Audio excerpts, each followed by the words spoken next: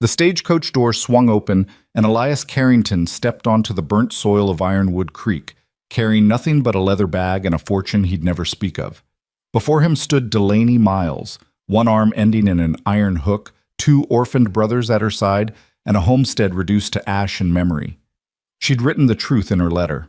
No comfort, no promises, only land and desperation. He'd come anyway.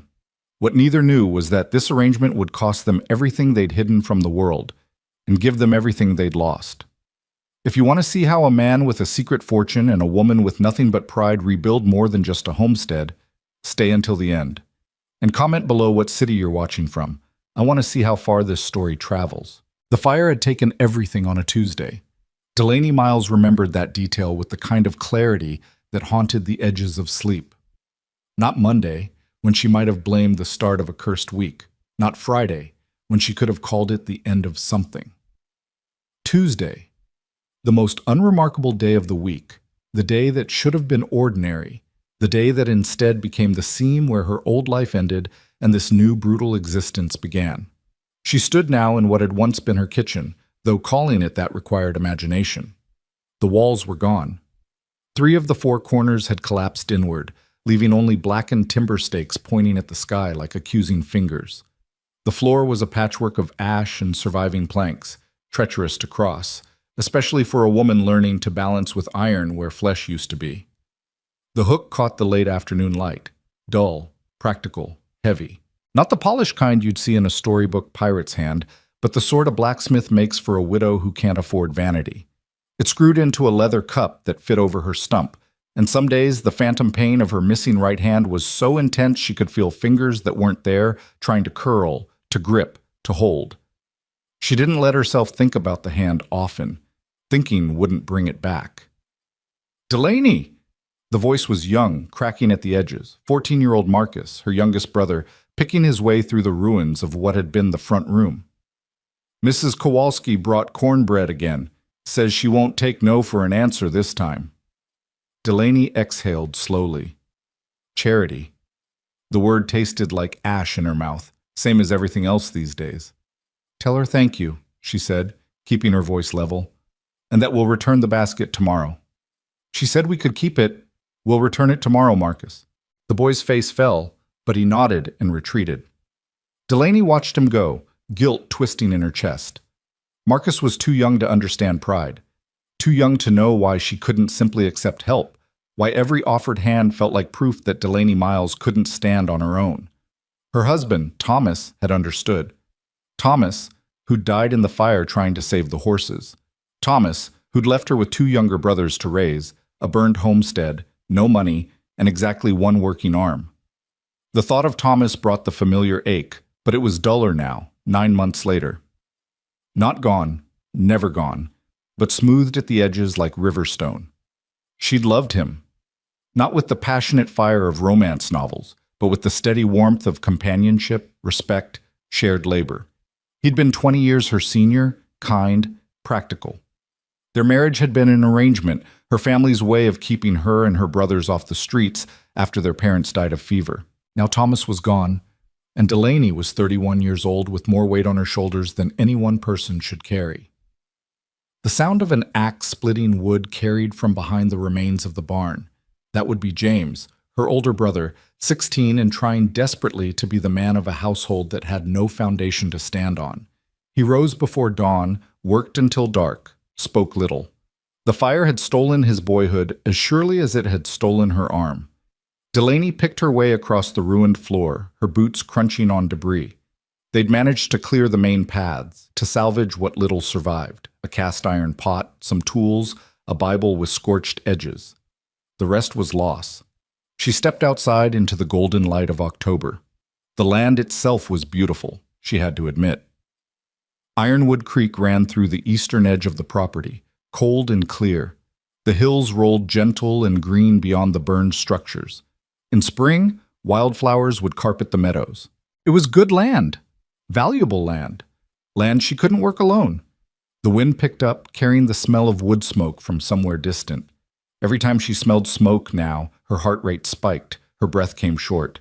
The memories rose unbidden, Thomas's voice shouting her name, the roar of flames, the horses screaming, the barn beam falling, her right arm pinned, the choice between burning alive and cutting herself free. She'd made the choice. The saw had been in her left hand. She'd done what needed doing. Delaney shook herself, forcing the memories back down. The past was done. Survival meant looking forward.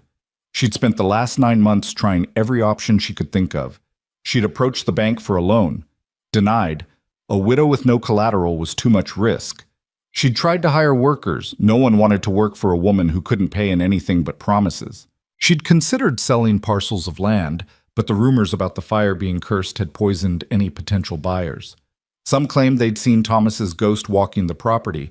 Others whispered that Delaney herself had started the fire for the insurance money, despite the fact that there had been no insurance.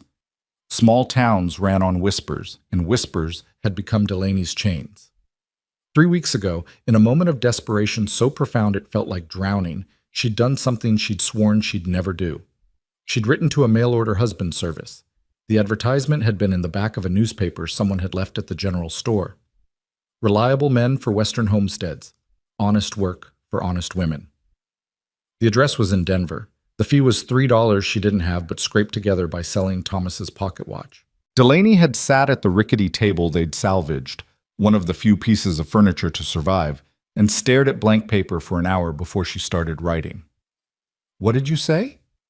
How did you reduce yourself and your circumstances to words that might convince a stranger to tie his life to yours? In the end, she'd chosen honesty. Brutal, unvarnished honesty. To whom it may concern, my name is Delaney Miles. I'm 31 years old, widowed, with 2 brothers aged 14 and 16 in my care. My homestead of 80 acres along Ironwood Creek in Montana Territory burned 9 months ago. My husband died in the fire. I lost my right arm below the elbow and now wear an iron hook. I own the land outright. No debt, clear title. Good water, timber, and soil. But I can't work it alone. I have no money to hire help. I'm looking for a man willing to work hard to rebuild. I can offer land, shelter, and honest partnership. I can't offer comfort or affection or anything easy. If you're looking for a soft situation, look elsewhere.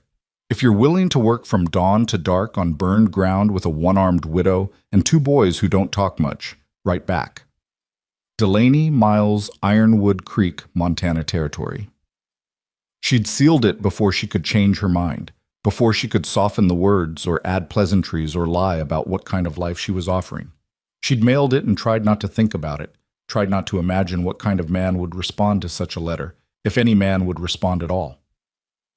5 weeks later, a reply came. It was short. Mrs. Miles, I'll arrive on the October 15th stage. I ask no promises, and I make none, except to work honestly and judge fairly. E. Carrington. That was all. No description, no background, no questions, just a date and a name. Today was October 15th. Delaney glanced at the sun, judging the time. The stage came through Ironwood Creek twice weekly, stopping at the depot in town around 4 o'clock. It was close to that now. If this E. Carrington had actually come, he'd be in town already. Her stomach twisted with an emotion she couldn't name. Not quite hope. Hope was too dangerous. Not quite fear, though that was there too. Something between dread and desperate curiosity. You're actually going through with this? James appeared beside her, axe still in hand, sweat darkening his shirt. His face was harder than a 16-year-old's should be, set in lines of premature exhaustion. We need help, James. We need a worker, not a stranger moving in. You don't know anything about this man. I know he answered the letter after I told him the truth about what he'd be walking into. That's more than most men would do. James's jaw worked. Pa wouldn't want... Pa's dead. The words came out harder than she intended. She softened her voice. Thomas was a good man, but he's gone, and we're here, and I'm making the decisions I have to make. Her brother looked at her for a long moment, then nodded once and returned to his work. The axe bit into wood with a sharp crack.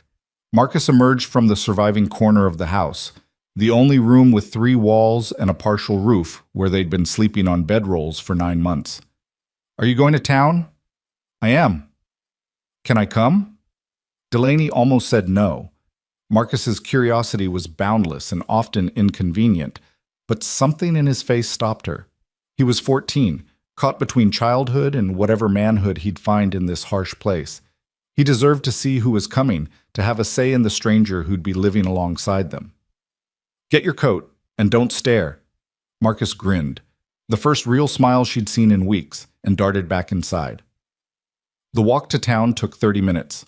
The road was rutted and dry, winding between stands of pine and open meadow. The air smelled of fall, wood smoke, turning leaves, the approaching cold of winter. Delaney matched her pace to Marcus's, letting him chatter about the raccoon he'd seen that morning, the fish he'd caught in the creek, the way the sky looked before storms. She let his words wash over her, grateful for the distraction. Ironwood Creek wasn't much of a town. A main street, perhaps 200 yards long, flanked by wooden buildings in various states of repair. General store, saloon, smithy, doctor's office, church, depot. Maybe 300 people if you counted the outlying farms. Everyone knew everyone's business, and most people had an opinion about Delaney Miles. She felt their stares as she and Marcus walked down the main street. Mrs. Henderson sweeping the porch of the boarding house, her mouth pressed into a thin line of disapproval. Samuel Brooks loading supplies into his wagon, his eyes sliding away when Delaney looked his direction. Even old Tom Wilkins, usually friendly, just nodded without his typical greeting. The whispers had started shortly after the fire. Why did she survive when Thomas didn't? Why was she the only one to get out of the barn? A woman with an iron hook living alone with 2 boys? It wasn't decent. It wasn't proper. Delaney had learned to let it roll off her back. Mostly. The stage depot sat at the far end of town, a small building with a covered porch and a hitching post. The stagecoach itself was already there, horses still steaming from the journey. The driver, Bill Matthews, was unloading luggage from the back. "Afternoon, Delaney," he called, his voice carrying genuine warmth. Bill was one of the few people who'd consistently shown her kindness. "Come to pick up a package?" Something like that. "Did a man named Carrington arrive?" Bill's eyebrows rose. "He did. Paid his fare in full, quiet as a church mouse, the whole ride. He's inside." Delaney's heart hammered against her ribs. "What's he like?" "See for yourself." Bill gestured to the depot door. "He's the only passenger who got off here." Delaney exchanged a glance with Marcus, who looked as nervous as she felt, then pushed open the door.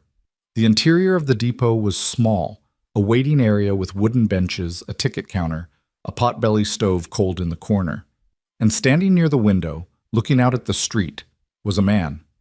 He turned when the door opened. Delaney's first impression was of neatness.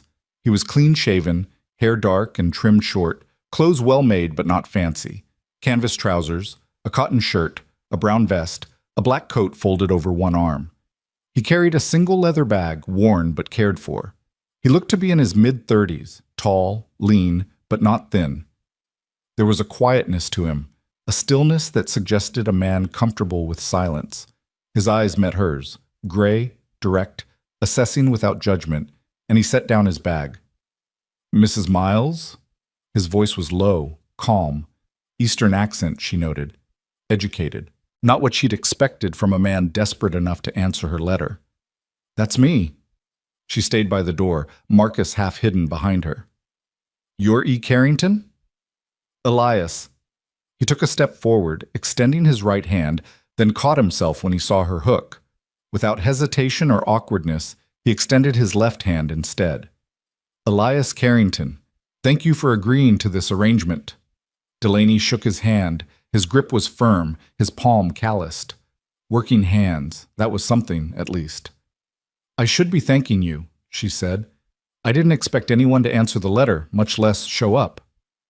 "You were honest about the situation. I appreciate that." "And you're still here." A slight smile touched the corner of his mouth. "I'm still here." Marcus poked his head around Delaney's shoulder. "Are you really going to live with us?" "Marcus," Delaney warned, but Elias didn't seem bothered. "If your sister is agreeable, yes. I came to help rebuild." "She's not my sister. She's my sister-in-law, but our parents are dead and our other brother is dead, so she's what we've got." "Marcus!" Delaney felt heat rise in her face. But Elias just nodded seriously. Then she sounds like a good person to have. Marcus studied him with the brutal honesty of 14-year-old assessment. You don't look very strong. I'm stronger than I look. Can you build? I can learn. Do you know about cows? Some. Horses? More than cows, less than I'd like. Can you shoot? Marcus, enough. Delaney put her real hand, on her brother's shoulder. Go wait outside. Marcus looked like he wanted to argue, but thought better of it. He shot one more curious look at Elias, then slipped out the door. Silence settled between them. Outside, they could hear Bill Matthews talking to someone, the jingle of harness as the stage team was unhitched. I should be clear about what you're walking into, Delaney said. The letter was an exaggeration. The homestead is in bad shape. We've got one partial room to sleep in. No barn, no proper kitchen, water from the creek. I've got 2 brothers who work hard, but they're still learning, and the whole town thinks the property is cursed. I heard some talk on the stage, Elias said, about a widow who lost her arm in a fire. They said the land was haunted. That's the polite version. Less polite folks say I killed my husband for the insurance money, despite the fact there was no insurance. They say God punished me for some unnamed sin. They say the land is soaked in bad luck, and anyone who sets foot on it will suffer. What do you say? The question surprised her. I say a lantern fell in the barn and dry hay burns fast. I say my husband tried to save the horses and a beam fell on both of us. I say I cut myself free and Thomas didn't make it. I say I've got 80 acres of good land that needs work, and superstition doesn't plant crops or build walls. Elias held her gaze. Then I'd say you're right. Something in her chest loosened slightly. You're not worried about curses? I've seen enough of the world to know that most curses are just bad luck and worse timing, and I've learned that the places other people avoid are sometimes the best places to start over. There was something in the way he said it, start over, that suggested his own story had sharp edges. But Delaney didn't press. She'd meant what she wrote in the letter. No promises, no prying, just work. The arrangement, she said, keeping her tone businesslike. Room and board in exchange for labor. You help rebuild, barn first, then the house. Planting in spring. Whatever needs doing. I can't pay wages, but you'll have shelter and food. When the homestead is profitable again, we can discuss a share of the proceeds. That sounds fair? I run the household. I make the decisions about the property. I'm not looking for someone to take over or tell me what I should be doing. Understood. And she hesitated, then forced herself to say it. This is a working arrangement, not a marriage. The service I contacted might have implied otherwise, but I'm not interested in a husband in any sense except on paper if legal necessity demands it. She expected awkwardness, maybe disappointment. Instead, Elias just nodded. I didn't come looking for a wife, Mrs. Miles. I came looking for honest work in a place where the past doesn't follow. If you're offering that, we have an agreement. Relief flooded through her. Then I suppose we should head to the homestead. It's about a 30-minute walk.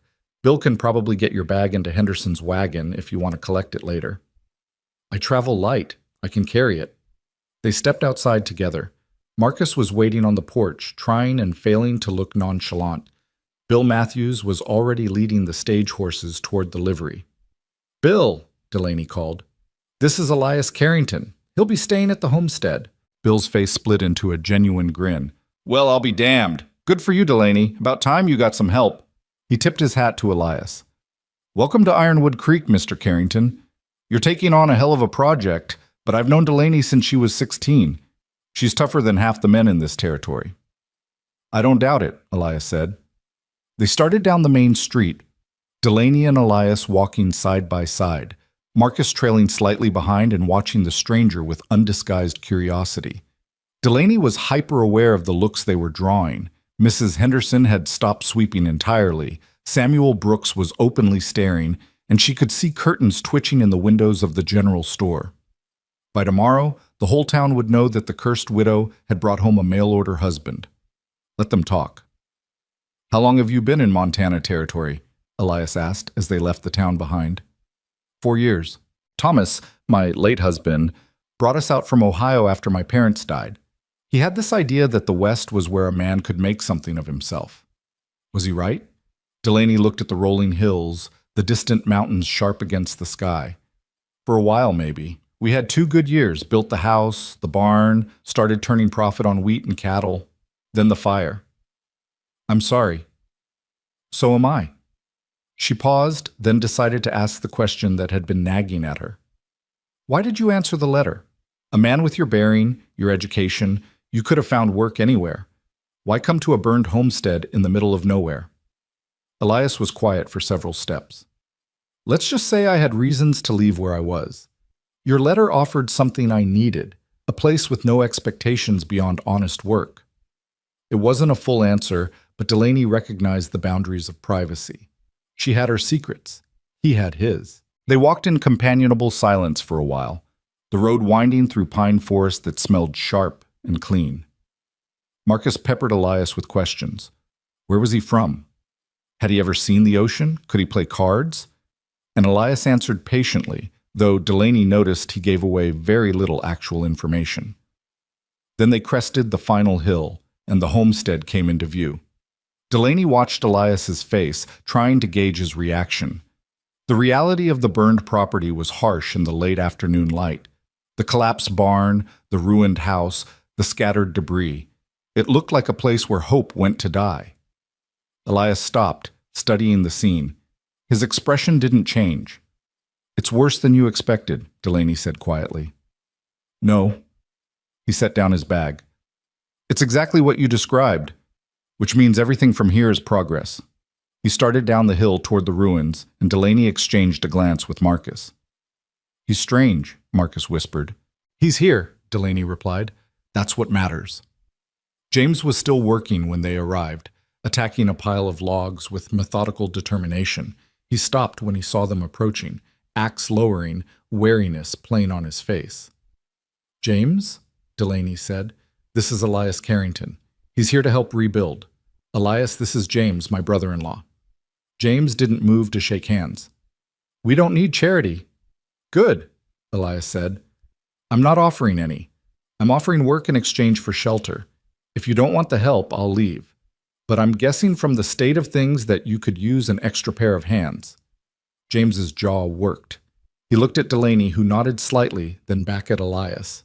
You know how to swing an axe? I do. Then I guess we'll see if you're worth feeding. It wasn't welcoming, but it wasn't rejection either. Elias picked up his bag. Where should I put my things? Delaney led him to the surviving corner of the house, the small room with 3 walls and part of a roof where they'd been living. It was cramped with 3 people sleeping on the floor. With 4, it would be tighter still. It's not much, she said, suddenly seeing the space through a stranger's eyes. The bedrolls on bare floor, the crate that served as a table, the few possessions they'd salvaged stacked in corners.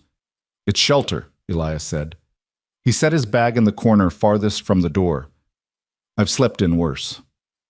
That evening, after a supper of thin stew and cornbread, courtesy of Mrs. Kowalski, they sat around the fire pit James had built outside the ruined house. The October night was cold, stars sharp overhead, the darkness beyond the firelight absolute. Elias had worked alongside James for 2 hours before sunset, splitting logs without complaint. He hadn't tried to take over or show off. He'd simply matched James's rhythm and kept pace. Delaney had seen her brother's posture slowly relax, the suspicion in his face giving way to grudging respect. Now they sat in a rough circle, Delaney, her brothers, and the stranger who'd stepped off a stagecoach and into their lives. Tomorrow we start on the barn, James said, poking at the fire with a stick. We've got enough salvaged timber for the frame, but we'll need to fell more trees for the walls. I can help with that, Elias said. Can you really build? Marcus asked. Or were you just saying that? I'm not a master carpenter, but I know the basics. My father believed every man should know how to work with his hands. What did your father do? Delaney asked before she could stop herself. Elias's face closed slightly. He built things. Bridges, mostly. He's gone now. The finality in his tone warned against further questions. Delaney understood some losses you carried quietly. The fire crackled. Somewhere in the darkness, an owl called. I should tell you what you're really up against here, James said abruptly. It's not just rebuilding. The town, most of them won't help. They think this place is cursed. They think, he glanced at Delaney, they think things that aren't true.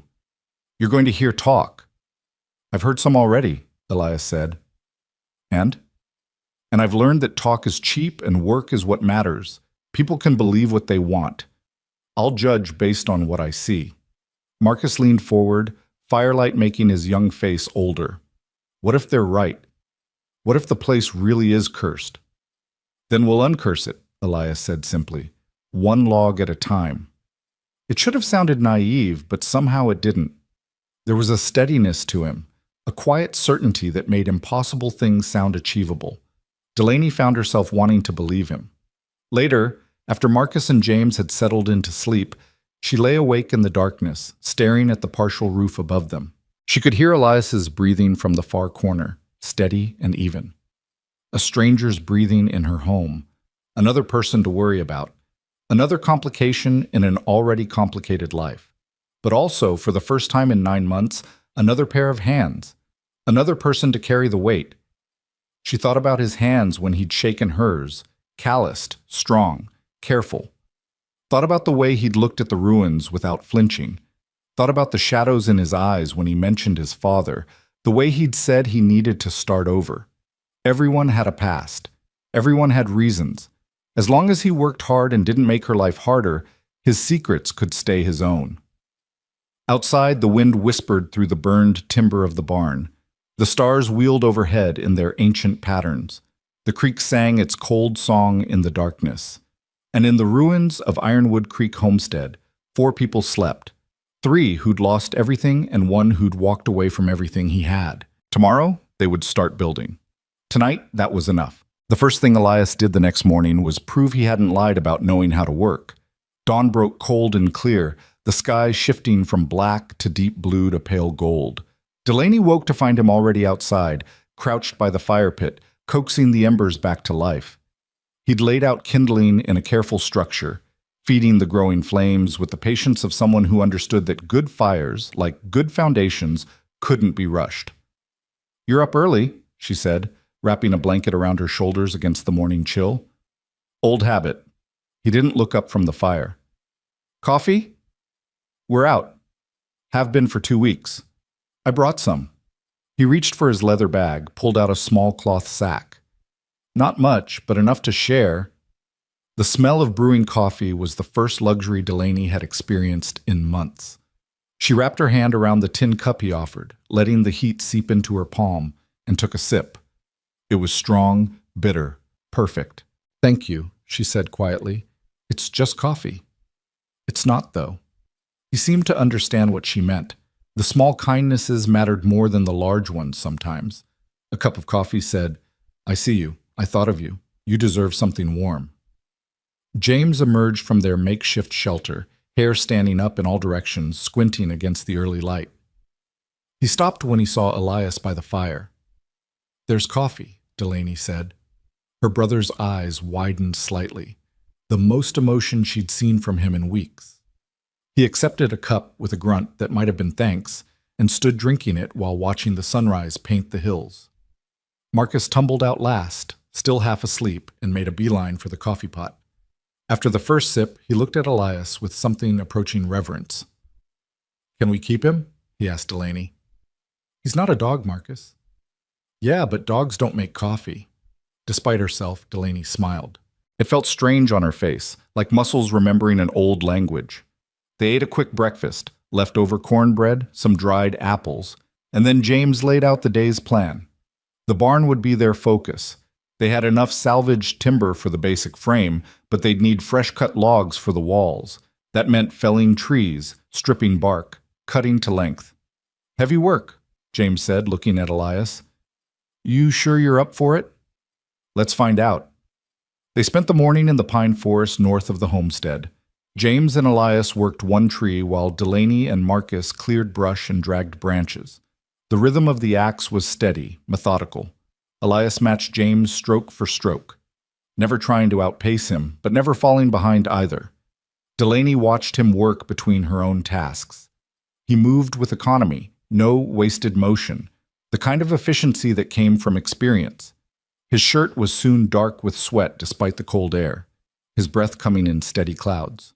"He's good," Marcus whispered to her. "Don't jinx it. We've got a long way to go." By noon, they'd felled 3 trees. James showed Elias how he wanted the branches stripped and the logs sectioned. Elias listened carefully, asked clarifying questions, then set to work. His hands were quick with the draw knife, peeling bark in long strips. They ate a cold lunch sitting on the fallen logs. Bread, hard cheese, water from canteens. James was actually talking, explaining his plan for the barn layout, where the support posts would go, how they'd frame the loft. "Pa taught you good," Elias said. James's face clouded. "Thomas wasn't my pa. He was my brother, 20 years older, but still my brother." "I'm sorry. Delaney mentioned he died in the fire." "He did." James stood abruptly, wiping his hands on his trousers. "We should get back to work." The afternoon stretched long. They dragged the sectioned logs back to the homestead using rope and sheer stubbornness. Delaney's hook made the work awkward. She couldn't grip the rope the same way, had to loop it differently, use her body weight more than her arms. She felt Elias watching her figure it out, but he didn't offer help. Somehow, she appreciated that. He let her solve her own problems. By the time the sun started its descent, they had a respectable pile of logs stacked near where the barn had stood. Everyone was exhausted, dirty, splattered with sap. "Same tomorrow," James said, voice hoarse. "We need at least 20 more trees before we can start raising the frame." "Then we'll get 20 more," Elias replied. That evening, after another sparse supper, James pulled out a worn notebook and began sketching the barn design by firelight. Elias leaned over to look, offering occasional suggestions. A crossbeam here might provide more support. Angling the roof this way would shed snow better. "You said your father built bridges," James said. "You learned this from him?" "Some. He believed in teaching by doing. I spent summers on construction sites from the time I was 12. "Where was that?" "Back east, Pennsylvania mostly.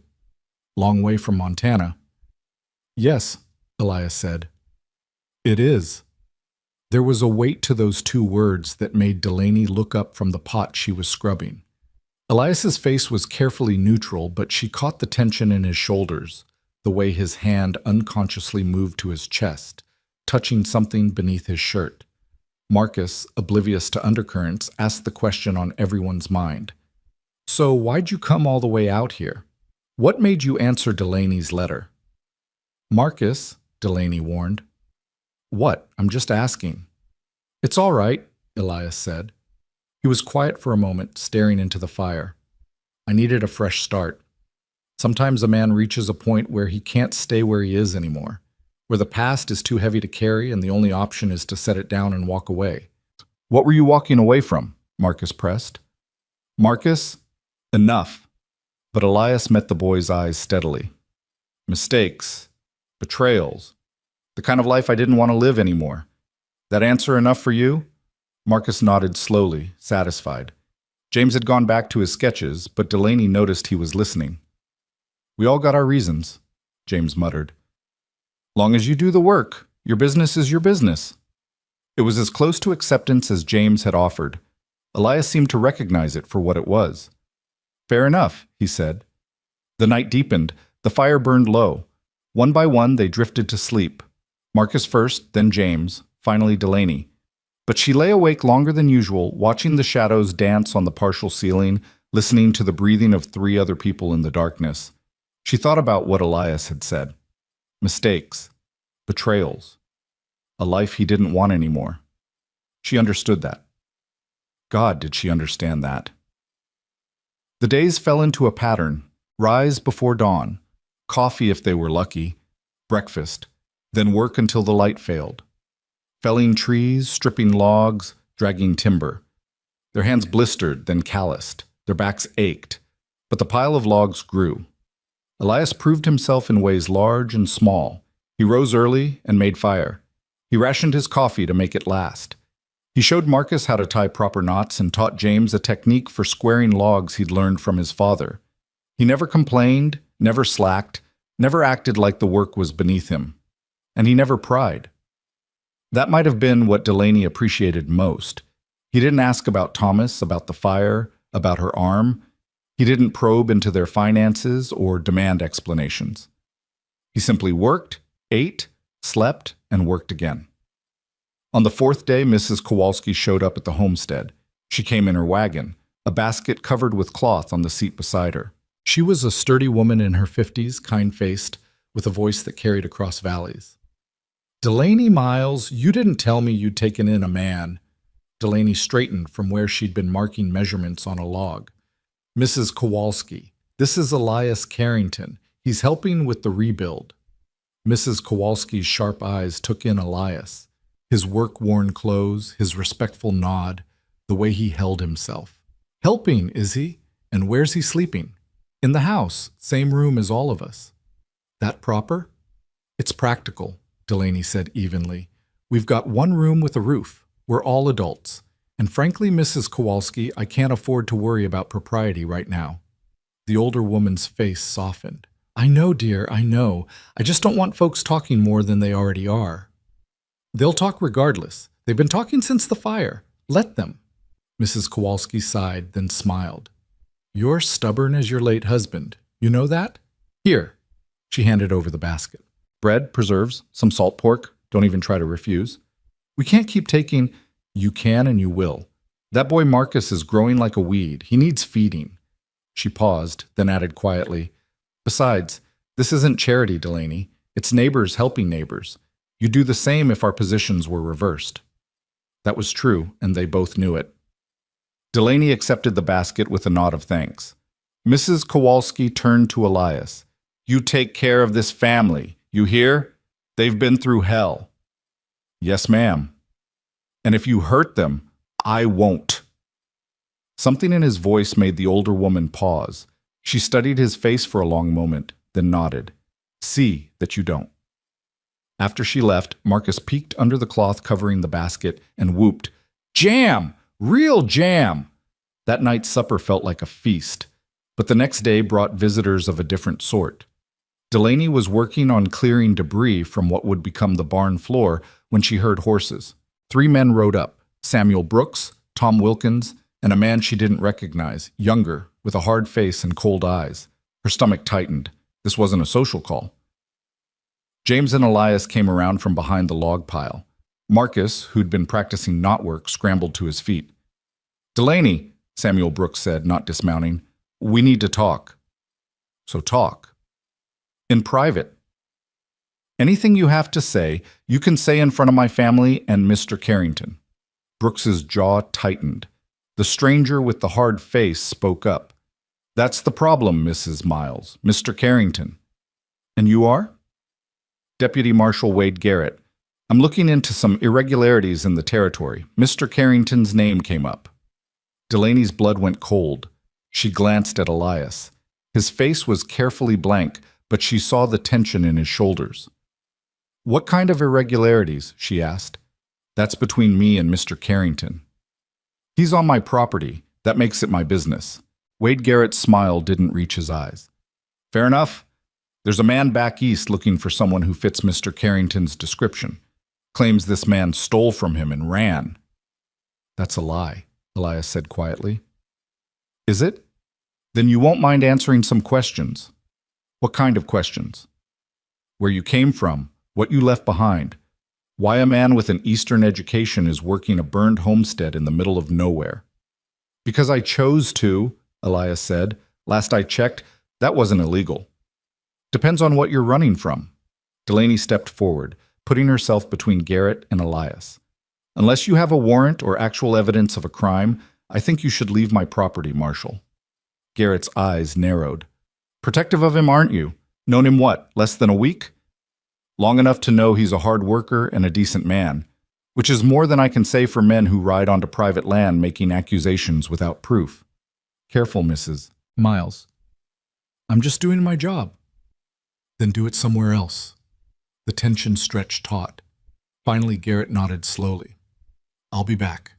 And Mr. Carrington, don't think about leaving town. I have questions and I intend to get answers." They rode off, leaving dust and tension in their wake. The moment they were out of sight, Delaney turned to Elias. What was that about? His face was ashen. It's complicated. Complicated how? Are you running from the law? No, I haven't broken any laws. Then what?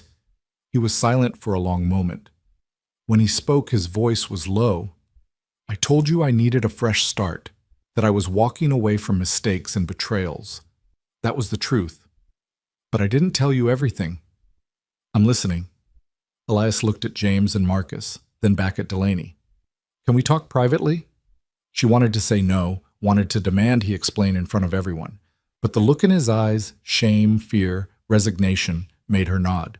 They walked to the creek out of earshot of her brothers. The water was cold and clear, singing over stones. Elias stood on the bank, hands shoved in his pockets, staring at the current. My full name is Elias Carrington III, he said. My father was a bridge builder, like I told you, but he was also wealthy, very wealthy. He built bridges for railroads, for cities, for governments. When he died 3 years ago, he left everything to me and my younger brother Matthew. Delaney waited, sensing there was more. Matthew and I were close growing up, best friends. I trusted him with everything, including... He paused, his hand going to his chest again, touching whatever hung beneath his shirt. I was engaged to a woman named Caroline. Beautiful, intelligent, from a good family. I thought I loved her. I thought she loved me. What happened? I was away on business for 6 months, overseeing a bridge construction in Virginia. When I came back, I found Caroline and Matthew together, in bed in my house. Delaney drew in a sharp breath. They'd been carrying on for months, Elias continued, his voice flat. Apparently she'd never loved me. She loved the money, the status. And Matthew, he claimed he'd fallen in love with her, that he couldn't help himself. He asked me to forgive him. Did you? No. I left that night. But before I left, I learned something else. Matthew had been embezzling from the family business, small amounts at first, then larger sums. He'd been gambling, losing badly, covering his debts with company money. If I'd reported it, he'd have gone to prison. But you didn't report it. He's my brother. Was my brother. I couldn't... Elias's voice cracked. I couldn't do that. So I made a deal. I'd walk away, sign over my half of the inheritance to him, and he'd get help for the gambling. Clean slate for both of us. That's what you walked away from. A fortune. Not just a fortune. A life. A name, a future I'd planned. Everything. He finally turned to look at her. But that marshal, someone must have told him where I went. Matthew, probably, or Caroline. They want to make sure I don't come back. Don't change my mind about claiming what's legally mine. Are you going to? No. The word was absolute. I meant what I said when I got here. I came to work, to start over, to build something honest. I don't want that life anymore. I don't want the money or the name or any of it. Delaney studied his face. He met her eyes steadily, no evasion, no lies that she could detect. Why didn't you tell me this before? Would you have let me stay if you'd known? A man being hunted by a marshal with a wealthy family back east who might cause trouble? You have enough problems without taking on mine. He was right. She probably wouldn't have let him stay. But now? That marshal is going to come back, she said. He's going to ask more questions, maybe bring others. I know. And if you want me to leave, I understand. I never meant to bring trouble to your door. Delaney turned away, looking at the homestead in the distance, the pile of logs they'd cut together, the cleared ground where the barn would stand, the work they'd begun. Can he arrest you? She asked. This marshal? Not without proof of a crime, and I haven't committed one. But he can make life difficult. Ask questions, spread rumors, scare people? This town already spreads rumors. I'm used to it. Delaney, she held up her hand. You've worked hard this week. You've kept your promises. And you're telling me the truth now, which counts for something. So here's what we're going to do. You're going to stay. We're going to keep building. And if that marshal comes back, we'll deal with it together. You don't have to do this. I know I don't have to. I'm choosing to. Same as you chose to come here. She looked at him directly. But no more secrets. If there's anything else I should know, tell me now. There's nothing else, I swear it. All right then. She She started back toward the homestead, then paused. One more thing. This Caroline woman, do you still love her? The question clearly surprised him. No, I don't think I ever really did. I loved the idea of her, maybe. The life we were supposed to have, but the real woman? The one who could betray me with my own brother? No, she killed whatever I felt. Good, Delaney said. Love makes people stupid. We can't afford stupid right now. The corner of his mouth twitched, almost a smile. Agreed. They walked back together. James and Marcus were waiting, faces tight with worry. Everything okay? James asked. It's fine, Delaney said. Elias explained the situation. The marshal has no case. He's just making noise. You sure? I'm sure. Now let's get back to work. We're losing daylight. But that night, after the others had gone to sleep, Delaney lay awake listening to Elias's breathing from across the room. She thought about everything he'd told her, a fortune abandoned, a brother's betrayal, a woman who chose money over love. She understood now why he'd answered her letter, why a man with education and means would choose a burned homestead and a one-armed widow. Sometimes the only way to heal was to start over somewhere no one knew your name. She thought about Thomas, about the life she'd planned that had burned to ash, about the person she'd been before the fire and the person she was now. Maybe they weren't so different, she and Elias Carrington, both carrying losses, both rebuilding from ruins. Outside, the wind moved through the pine trees with a sound like whispered secrets. The stars turned in their endless dance. And in the darkness, Delaney found herself hoping, carefully, tentatively, that maybe this strange arrangement might actually work. The next morning dawned gray and cold, storm clouds gathering in the west. Elias was up first again, building the fire, and when Delaney emerged, he handed her coffee without a word. Thank you, she said, for yesterday, for being honest. Thank you for letting me stay. Don't make me regret it. I'll do my best. They worked through the morning, racing the approaching storm. By noon, the wind had picked up, carrying the smell of rain. By mid-afternoon, the first drops began to fall. We need to cover the lumber, James shouted over the rising wind. They scrambled to drape canvas over the log piles, weighing down the edges with rocks. The rain came harder, then harder still, turning the ground to mud. Lightning split the sky. Inside, Delaney ordered. They huddled in the partial shelter of their room while the storm raged. Rain came through gaps in the roof, forcing them to move their bedrolls. Thunder shook the ground. And then, through the chaos, they heard it, a terrible cracking sound from the direction of what remained of the barn. The last wall, James said, his face going white. It's going to fall. He was right. The remaining partial wall of the old barn, weakened by fire and time, was swaying in the wind. If it fell, it would crush half their lumber pile. Stay here, Elias said. Like hell, James replied. Delaney grabbed a rope. We need to brace it. It was insane to go out into the storm, but they went anyway, all four of them, because losing that lumber meant losing months of work. The rain was blinding, the wind trying to knock them off their feet. Mud sucked at their boots. The wall groaned, tilting farther. Rope! Elias shouted. Tie it to that post! They worked desperately, fighting the elements. Delaney's hook slipped on the wet rope, useless. She looped it through her arm instead, using her whole body as leverage. Marcus and James hauled on one end while Elias climbed the tilting wall, trying to secure the top. It's not holding, James yelled. The wall shifted again. Elias was still on it, 10 feet up.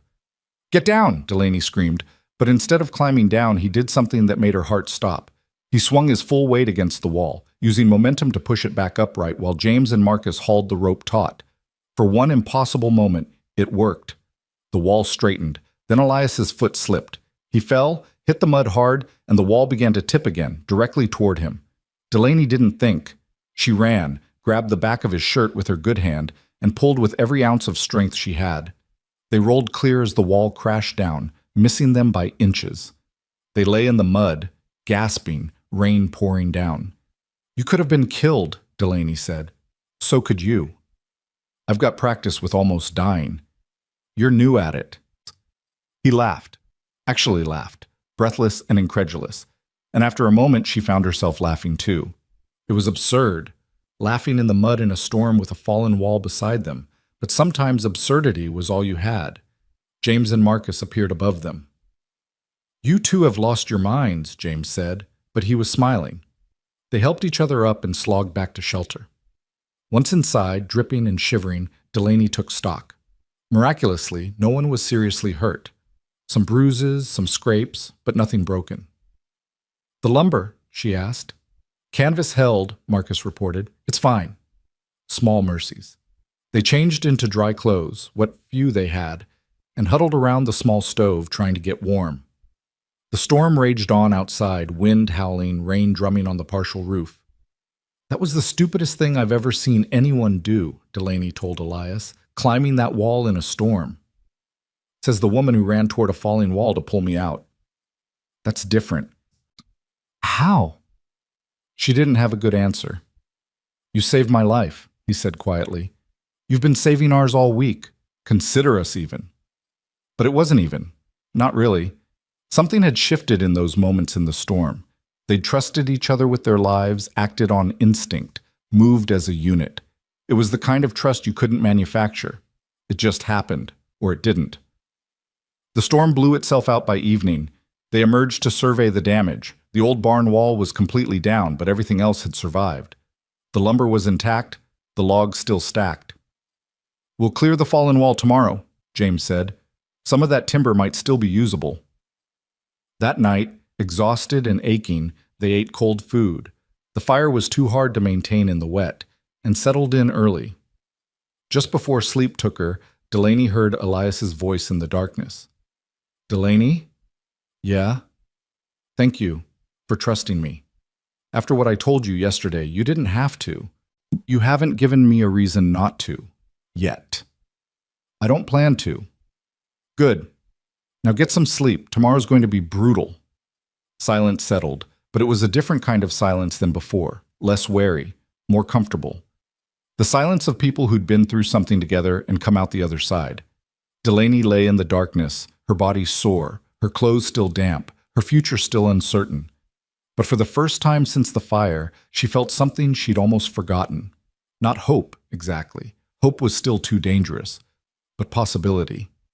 The sense that maybe, just maybe, things might actually turn out all right. The days that followed the storm brought a shift in the rhythm of their work and in the way they moved around each other. It was subtle at first. Elias anticipating when James would need help lifting a beam, Marcus seeking out Elias's advice on knot work without being prompted, Delaney finding herself working alongside him in companionable silence that didn't feel awkward or forced. They cleared the fallen wall piece by piece, salvaging what timber they could. The work was backbreaking, made worse by the mud the storm had left behind. Every step was treacherous, every log heavier with absorbed water, but they pressed on because there was no alternative, because stopping meant admitting defeat, and none of them were built for surrender. 3 days after the storm, they finally had enough lumber prepared to begin raising the barn frame. James had drawn up the plans carefully, measuring twice and 3 times, determined to get it right. The barn would be smaller than the one they'd lost. They didn't have the resources for anything grand, but it would be solid, functional, built to last. "We'll need help for this part," James said, studying his sketches. "At least 2 more men, maybe 3. Some of these beams are too heavy for 4 people to lift safely." Delaney's jaw tightened. Asking for help meant going into town, meant facing the whispers and the cold shoulders, meant admitting they couldn't do it alone. "I'll go," Elias said quietly. "I'll ask around, see if anyone's willing to lend a hand for a day's work." "They won't come for me," Delaney said. "And after what that marshal said about you, then I'll have to be persuasive." He rode into town the next morning on the old mare they'd managed to keep, one of the few animals to survive the fire. Delaney watched him go, anxiety knotting her stomach. She'd seen how the town looked at her, at them. The chances of Elias returning with help seemed slim. She threw herself into work to keep from worrying, helping James mark the foundation posts, showing Marcus how to mix mud and straw for chinking. The sun climbed high and hot despite the autumn chill, burning off the last of the storm's dampness. It was mid-afternoon when she heard horses. Delaney straightened, shading her eyes against the glare. Elias was returning, but he wasn't alone. 4 men rode with him: Bill Matthews from the stage depot, Mrs. Kowalski's husband Peter, and 2 younger men Delaney recognized from church but whose names escaped her. "I'll be damned," James muttered beside her. They dismounted near the barn site. Bill Matthews tipped his hat to Delaney, a genuine smile on his weathered face. "Afternoon, Delaney. Elias here said you could use some muscle for a barn raising." Yes, thank you for coming. I don't have much to offer in payment." "Already settled?" Peter Kowalski interrupted. He was a bear of a man, broad-shouldered and kind-eyed. "Elias worked out a deal. We help today. You help us when we need it. That's how neighbors do things." "But the town talks too much and works too little," Bill said firmly. "Always has. Some of us remember what it means to help folks in need." The 2 younger men introduced themselves as Daniel and Joseph Fletcher, brothers who worked their family's farm east of town. They were polite, respectful, and if they had opinions about cursed land or one-armed widows, they kept them to themselves. "All right then," James said, taking charge with the confidence of someone who knew his plans inside and out. "Here's what we're doing." He laid out the work, where each post would go, how the beams would fit, the order of assembly. The men listened carefully, asking questions, suggesting adjustments based on their own experience. It was collaborative in a way Delaney hadn't expected, each person bringing something to the table. They started with the corner posts, digging holes deep enough to provide stability. The earth was still soft from the storm, which made the work easier. Elias and Peter worked one corner while Daniel and Joseph took another. James and Bill handled the third, and Delaney managed the fourth with Marcus's help, using techniques she'd developed for working with one hand and a hook. "You're good at that," Joseph said, watching her tamp down earth around the post. "Making the hook work for you." "Didn't have much choice. It was figure it out or give up." "My uncle lost his leg in the war," he said. "Took him years to accept it, longer to adapt. You seem like you've done both faster than most." "Maybe I'm just stubborn." "Stubborn's good. Stubborn builds things." By the time the sun started its descent, all 8 foundation posts were set, and the first crossbeams were in place. It was brutal work, lifting, positioning, securing. Every muscle screamed by the end, but the skeleton of a barn was beginning to take shape, and that made the pain worthwhile. Mrs. Kowalski arrived in her wagon as they were finishing for the day, bringing food: roasted chicken, fresh bread, apple pie. It was more than Delaney had seen on one table in months. "You can't work like this without proper fuel," she declared, brooking no argument.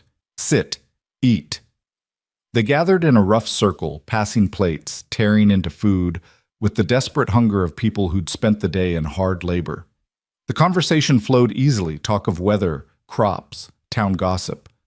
For a little while it felt almost normal, like they were just neighbors helping neighbors, nothing strange or cursed about it. "That Marshall been bothering you again?" Bill asked Elias between bites of chicken. "Haven't seen him since that first day." "Good. Man's a troublemaker. Came through asking questions about you at the saloon, the store, everywhere. Nobody had much to tell him." "What kind of questions?" Delaney asked. "Where you came from? Why you're here? Whether you seemed suspicious?" Bill shook his head. "Most folks told him to mind his own business. We don't take kindly to outsiders stirring up trouble." "Even outsiders with badges?" Elias said. "Especially those.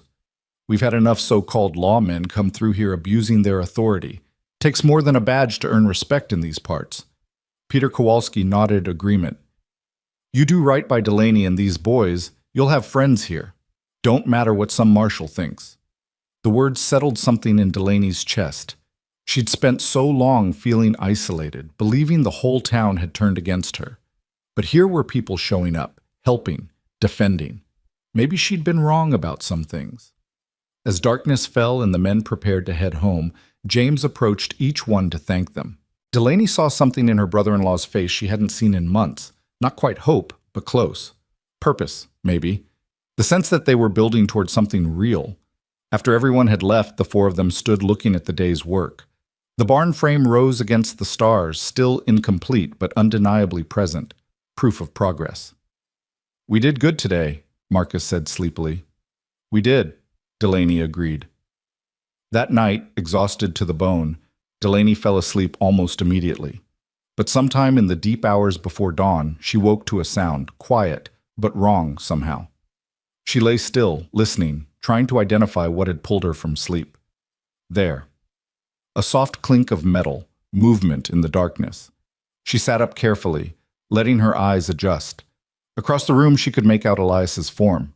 He was sitting up, his back against the wall, and in the faint moonlight coming through the gaps in the roof, she saw him holding something, a ring on a chain, turning it over in his fingers.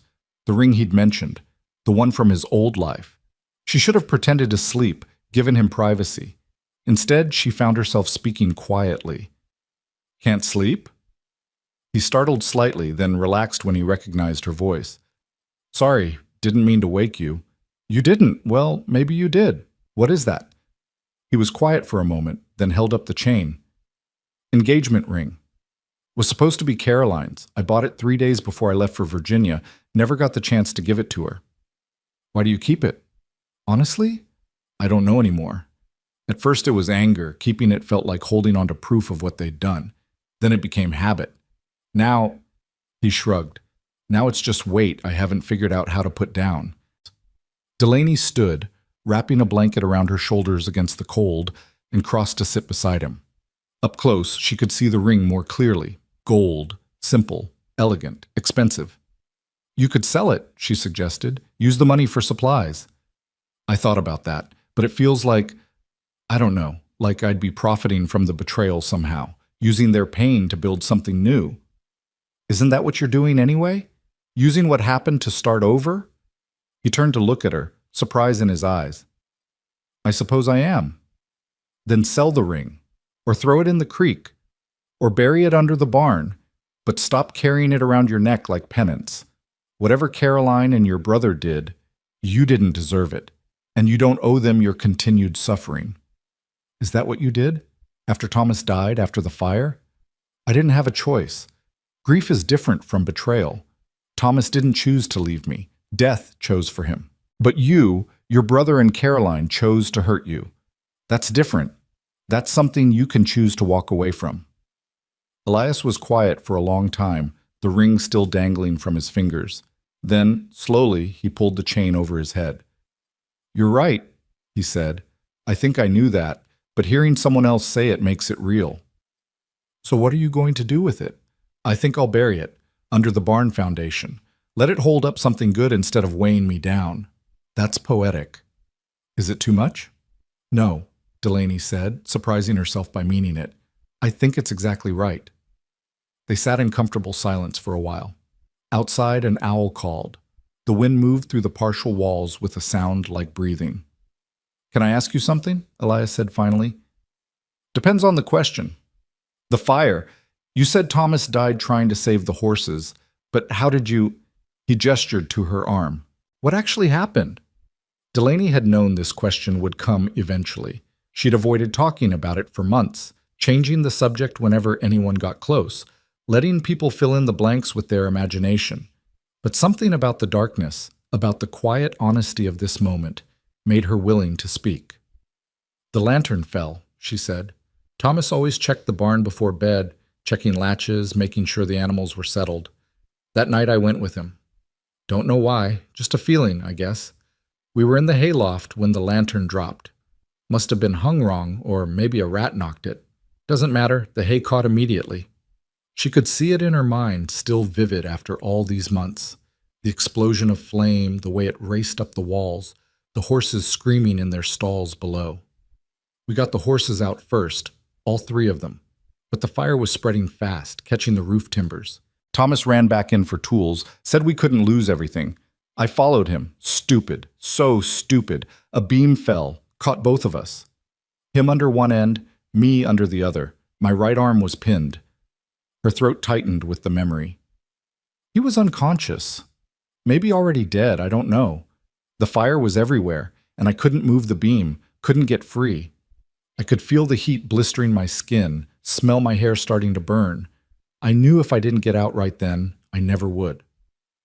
"So you cut yourself free." "I sawed through my own arm with a hay knife. Took 3 minutes that felt like hours. Then I crawled out, tried to drag Thomas, but I couldn't. I wasn't strong enough. The smoke was too thick. And then James was there, pulling me away, and the whole thing collapsed. She realized her good hand was shaking. Elias didn't touch her, didn't offer empty comfort. He just listened. The worst part wasn't losing the arm, she continued. It was knowing that Thomas died while I was too busy saving myself to save him. The town sees me as a survivor. I see myself as the woman who left her husband to burn. That's not what happened. Isn't it? No. You made an impossible choice in an impossible situation. You did what you had to do to survive. Thomas would have wanted that. How do you know? Because anyone who loved you would want you to live, even if it meant letting go. The words hit something deep in Delaney's chest. She'd carried the guilt for so long, let it become part of her identity. But what if Elias was right? What if survival wasn't betrayal? Thank you, she said quietly, for saying that. Thank you for telling me. I know it wasn't easy. They sat a while longer, two people who'd lost everything learning how to carry their losses together. Eventually, the cold drove them back to their bedrolls, but something had changed in that conversation. A wall had come down. A truth had been shared. The next morning brought clear skies and renewed purpose. They worked on the barn frame with James directing, each board and beam placed with precision. Marcus proved surprisingly adept at measuring and marking, while Delaney focused on the tasks her hook could manage, holding braces steady, hammering nails at angles that didn't require two-handed grip. Elias moved between tasks, helping wherever needed. Delaney noticed he was different today, lighter somehow, as if removing that chain from his neck had lifted more than physical weight.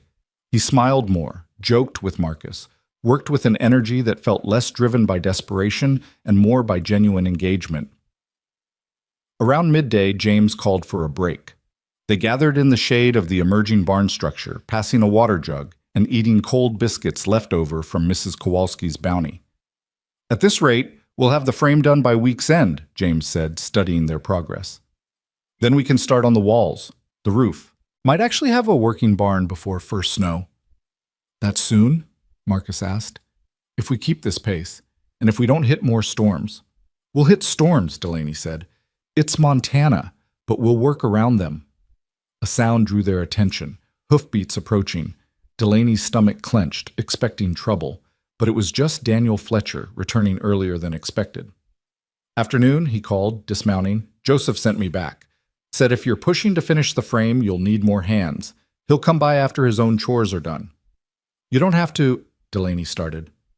We want to, Daniel interrupted. Besides, Joseph's sweet on the idea of barn raisings. Says it's old-fashioned community building. He read about it in some book. Marcus grinned. Your brother reads books about barn raising? Joseph reads books about everything. It's annoying. They worked through the afternoon with renewed energy, the additional help making the heavy lifting easier. By evening, 2 full walls of the frame stood completed. It was tangible progress, the kind that made sore muscles and blistered hands feel worthwhile. But as Daniel and Joseph were preparing to leave, a rider appeared on the road. Even from a distance, Delaney recognized the hard-faced deputy marshal, Wade Garrett. Her heart sank.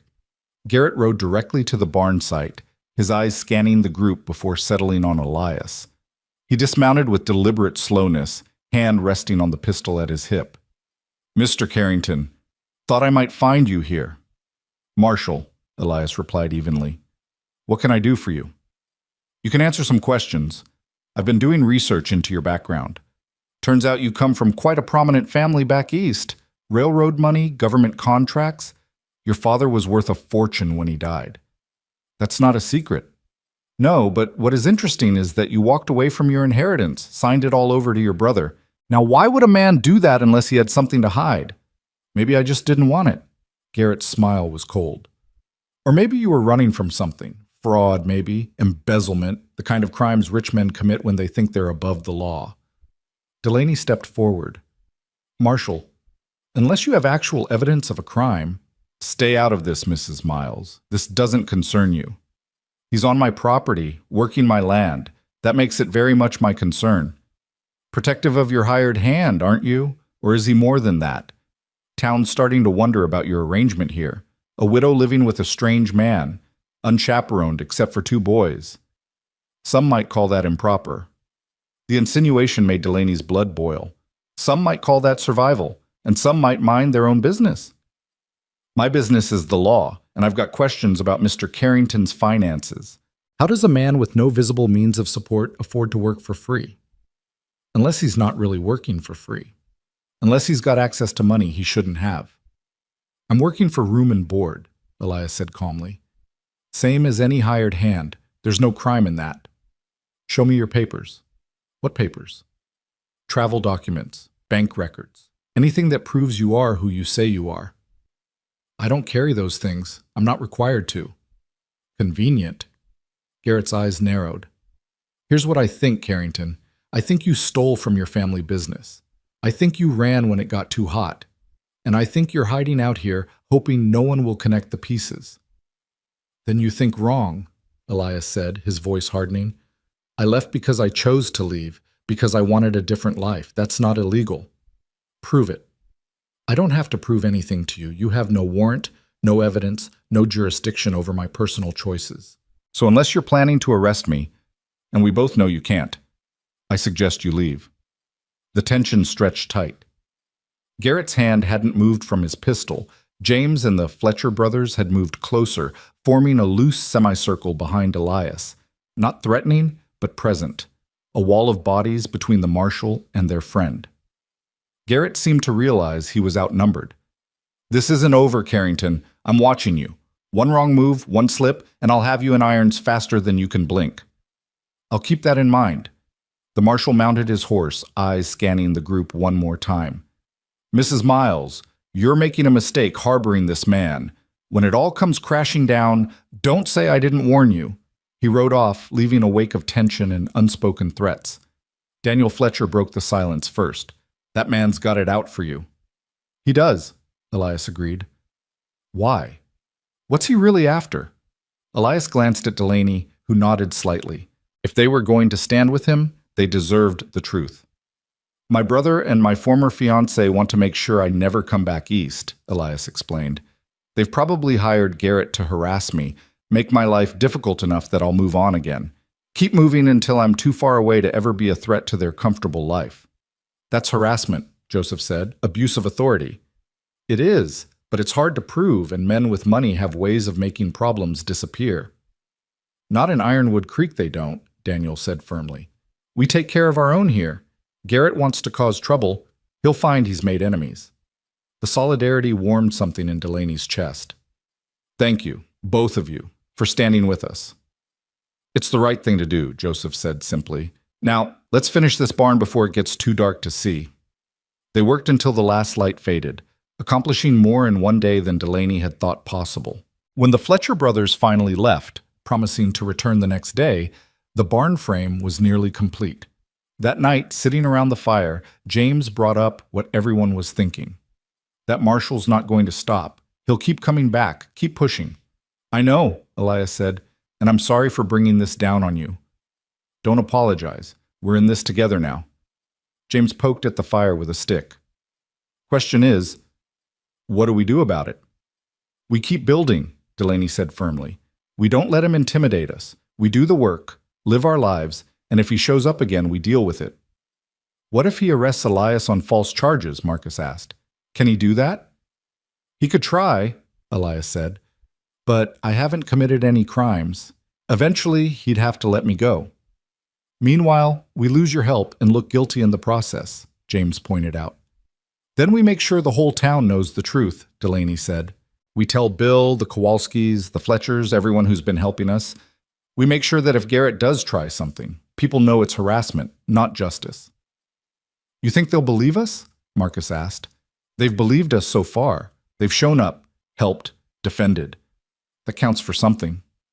Elias looked at her across the fire, gratitude and something else in his eyes. You don't have to fight my battles, Delaney.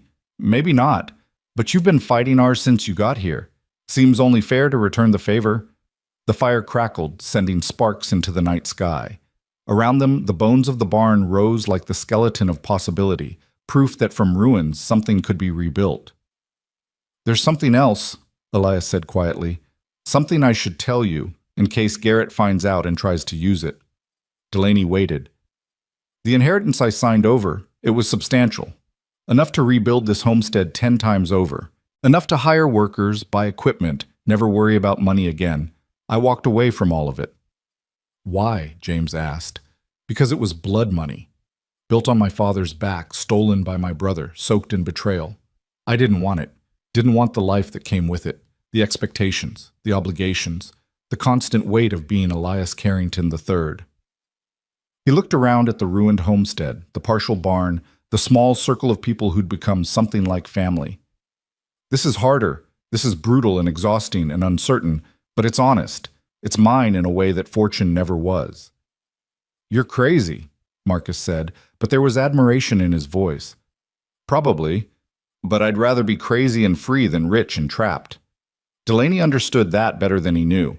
She'd been trapped by grief, by loss, by the weight of trying to hold everything together alone. But somehow, with Elias here, with help appearing from unexpected corners, the trap was beginning to open.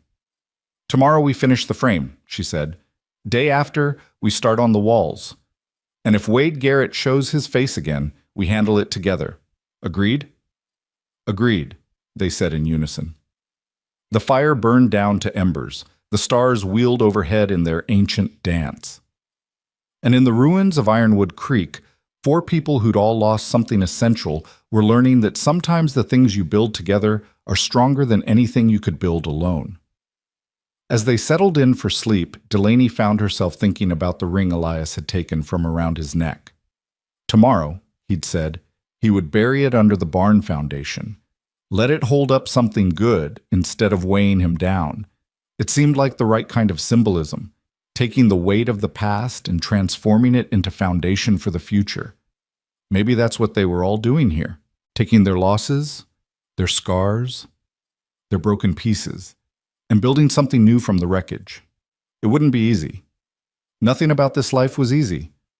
But as Delaney drifted towards sleep, listening to the breathing of 3 other people in the darkness, she thought that maybe, just maybe, it might be worth it. The barn was rising, the land was healing, and for the first time since the fire, Delaney Miles felt like she was building towards something instead of just surviving another day. That was progress. That was hope. That was enough. Morning came with frost on the ground and breath visible in the air. Winter was approaching faster than Delaney had hoped, and they still had so much work to do.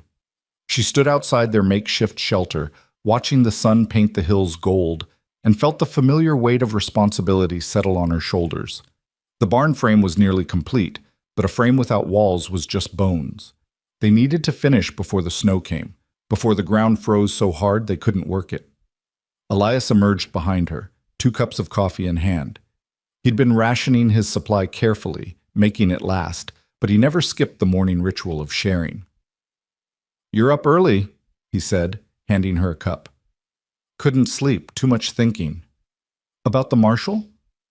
"About everything. The barn, winter coming, whether we'll finish in time, whether—" She stopped, not sure how to voice the fear that had kept her awake.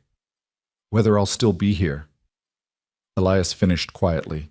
She looked at him, startled. "How did you know?" "Because if I were you, I'd be thinking the same thing. Strange man shows up, works hard for a couple weeks, then his past comes knocking. Reasonable to wonder if he'll cut and run when things get difficult." "Will you?" "No." The word was absolute. "I told you when I arrived. I came looking for honest work and a place to start over. That hasn't changed. Wade Garrett can harass me all he wants. My brother can send a dozen marshals. I'm not leaving unless you tell me to go." The relief that flooded through her was stronger than expected. When had she started depending on him being here? When had he become essential rather than just helpful? "Good," she said. "Because we need you. The boys need you. I need you." It was the most honest she'd been about her feelings, and for a moment something passed between them. An acknowledgement of connection, of trust, of something neither was quite ready to name. "Then let's finish this barn," Elias said, "before winter decides to show up early." They worked with renewed urgency over the next days. The Fletcher brothers returned as promised, bringing their father this time, a grizzled man named Robert who'd built half the barns in the county. He took one look at James's plans and nodded approval. "Good design. Solid. You learned well, boy," James flushed with pride at the praise. My brother Thomas taught me. He said a barn is only as good as its foundation. Your brother was right. Now let's get these walls up. They fell into a rhythm, cutting boards, measuring, fitting, nailing. Robert Fletcher directed with the calm authority of experience, making adjustments as they went, teaching as he worked. Marcus absorbed everything like a sponge, asking questions, taking mental notes. Even Delaney found herself learning new techniques, ways to compensate for her hook that she hadn't considered. By the end of the week, 3 walls stood complete. The barn was taking shape, transforming from skeleton to structure. It felt like resurrection, something dead and burned rising again in new form.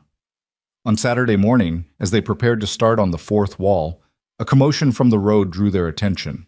A carriage was approaching, not the rough farm wagons common to the area, but a fine coach with polished wood and brass fittings.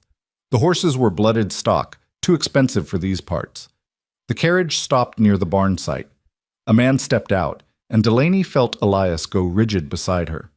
The stranger was perhaps 40, impeccably dressed in Eastern fashion, tailored suit, polished boots, silk cravat. Everything about him screamed wealth and privilege. He looked around the homestead with barely concealed disdain, his eyes sweeping over the ruins, the half-built barn, the mud-splattered workers. Elias, the man said, his voice carrying across the distance. I finally found you. Elias set down the board he'd been holding. Philip, what are you doing here? Bringing you a message. May we speak privately? Anything you have to say, you can say in front of my friends. Philip's eyebrows rose at the word friends, but he shrugged. Very well. Your brother is dead, Elias.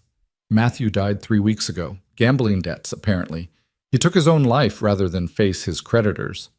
The words hung in the air like a physical blow. Delaney saw Elias sway slightly, his face going pale. She moved closer, not touching but present, a solid reminder that he wasn't alone. How? Elias's voice was barely above a whisper. Pistol to the head in his study. Left a note. It was... Philip paused, choosing words carefully. It was not kind to you, I'm afraid. He blamed you for abandoning the family business, claimed your absence forced him to take desperate measures. That's not... Elias stopped, shaking his head. Of course he blamed me. He blamed everyone but himself for his failures. Regardless, it changes your situation considerably. The inheritance reverts to you. All of it. The estate, the business holdings, the investments. You're a wealthy man again, Elias. One of the wealthiest in Pennsylvania. Silence fell over the barn site. Everyone had stopped working, drawn by the drama unfolding. James and Marcus exchanged looks. Robert Fletcher cleared his throat uncomfortably. I didn't want it before, Elias said. I don't want it now. Don't be foolish. We're talking about millions, Elias. Properties, railroad contracts, government agreements. Your father built an empire. It's yours now. My father built it. Matthew stole it. I want no part of it. Philip's expression hardened. There are obligations, contracts your father signed that require a Carrington to fulfill them. Employees who depend on the business. You can't just walk away. Watch me. Elias, be reasonable. I am being reasonable. The most reasonable I've been in years. I signed over my inheritance. That decision stands. You signed it to Matthew. Matthew is dead. The legal situation has changed. Then it goes to the next heir, whoever that is. A cousin, a distant relative, I don't care. But it doesn't come to me. Philip studied him for a long moment. You've changed. The Elias I knew would never turn down this kind of power. The Elias you knew was engaged to a woman who betrayed him with his own brother. The Elias you knew worked himself sick trying to live up to a dead man's expectations. That Elias doesn't exist anymore. And who are you now? A farmhand covered in mud? A vagrant building barns in the middle of nowhere? Elias looked around, at the rising barn, at Delaney and her brothers, at the land stretching toward distant mountains. I'm someone doing honest work with honest people. That's enough for me. Philip's gaze shifted to Delaney. And you're the widow who placed the advertisement. I am. What hold do you have over him? What arrangement have you made that convinces a man to turn down millions? Delaney felt anger flash hot in her chest. I haven't convinced him of anything. Elias makes his own choices. and the arrangement we have is work for shelter. Nothing more, nothing less. Forgive me if I find that hard to believe. Men don't turn down fortunes for room and board. Then maybe you don't know Elias as well as you think you do. Philip turned back to Elias. I need an answer. The lawyers are waiting. Caroline is waiting. Caroline? Elias's voice went cold. What does Caroline have to do with this? She's been worried about you. After Matthew died, she realized how badly she'd hurt you. She wants to make amends, Elias. She wants you to come home. Caroline wants the money. She always wanted the money. She loved you. She loved my wallet. There's a difference. Elias stepped forward, his voice hard. Tell Caroline and the lawyers and anyone else who's interested that my answer is no. I won't return. I won't claim the inheritance. Find another Carrington or sell the whole thing off piece by piece. I don't care. But leave me alone. The marshal, Wade Garrett, has been harassing me on someone's orders. I'm guessing yours or Caroline's or both. Tell whoever's paying him to stop. I'm not a threat to anyone. I just want to be left alone to live my life. Philip's expression was calculating. What if I could guarantee the harassment stops? What if I could make sure Caroline, the lawyers, everyone leaves you in peace? Would you at least come back to sign the necessary papers? One trip east, a few signatures, then you're free to return to your mud in your barn? What's the catch? No catch, just legal necessity.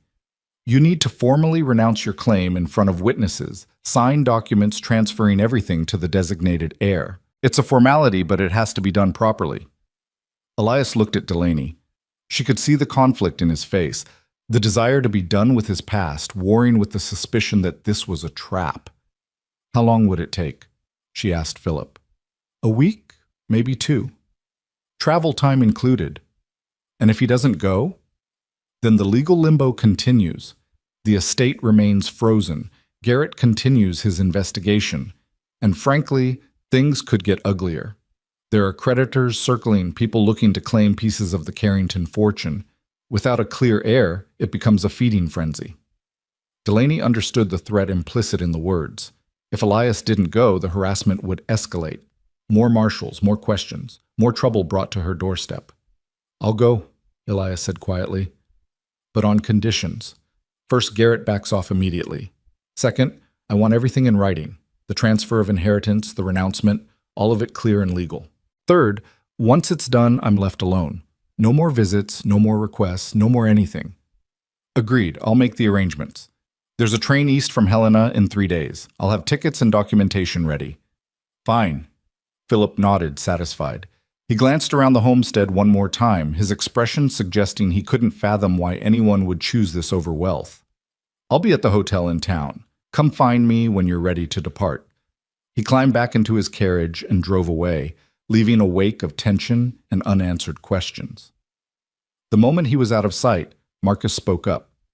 You're really turning down millions of dollars? I am. But why? Think what we could do with that money. We could rebuild everything, buy cattle, hire workers. Marcus, Delaney said quietly, it's not our decision. But it affects us. If Elias leaves for 2 weeks, we lose 2 weeks of work. And what if he doesn't come back? I'll come back, Elias said firmly. You said that about staying too, but now you're leaving. Marcus, that's enough, James said, but his face showed he was thinking the same thing. Elias crouched down to Marcus's level. I understand why you're worried. I would be too, but I promise you, I'm coming back. This place, this work, you and your family, this is what I want. Not the money, not the old life. This. Promises are easy. You're right. So how about this? I'll leave something valuable here. Collateral, so you know I'm serious about returning. Like what? Elias reached into his pocket and pulled out a pocket watch. It was old, well-made, clearly expensive. This was my father's. The only thing I kept when I left. It's worth more than money to me. You hold on to it while I'm gone. When I come back, you give it back. Marcus took the watch carefully, turning it over in his hands. The back was engraved, to Elias Carrington II, Master Builder, with love and pride. Your father gave this to you? He did, the day I finished my first bridge design. He said I'd earned the right to carry his name forward. Elias's voice was thick with emotion. "It's the most important thing I own. Keep it safe." Marcus nodded slowly, understanding the weight of what he held. Robert Fletcher, who'd been watching the whole exchange, spoke up. "We'll keep working while you're gone. Get the barn closed in before winter. You have my word." "Thank you. That means more than you know." They worked the rest of the day in subdued mood. The fourth wall went up, the roof frame began taking shape, but the earlier enthusiasm had dimmed. Delaney caught herself watching Elias, memorizing the way he moved, the sound of his voice, as if he might disappear before her eyes. That evening, after everyone else had left, the four of them sat around the fire in heavy silence. Finally, James stood. "Come on, Marcus. Let's check the snares before it gets too dark."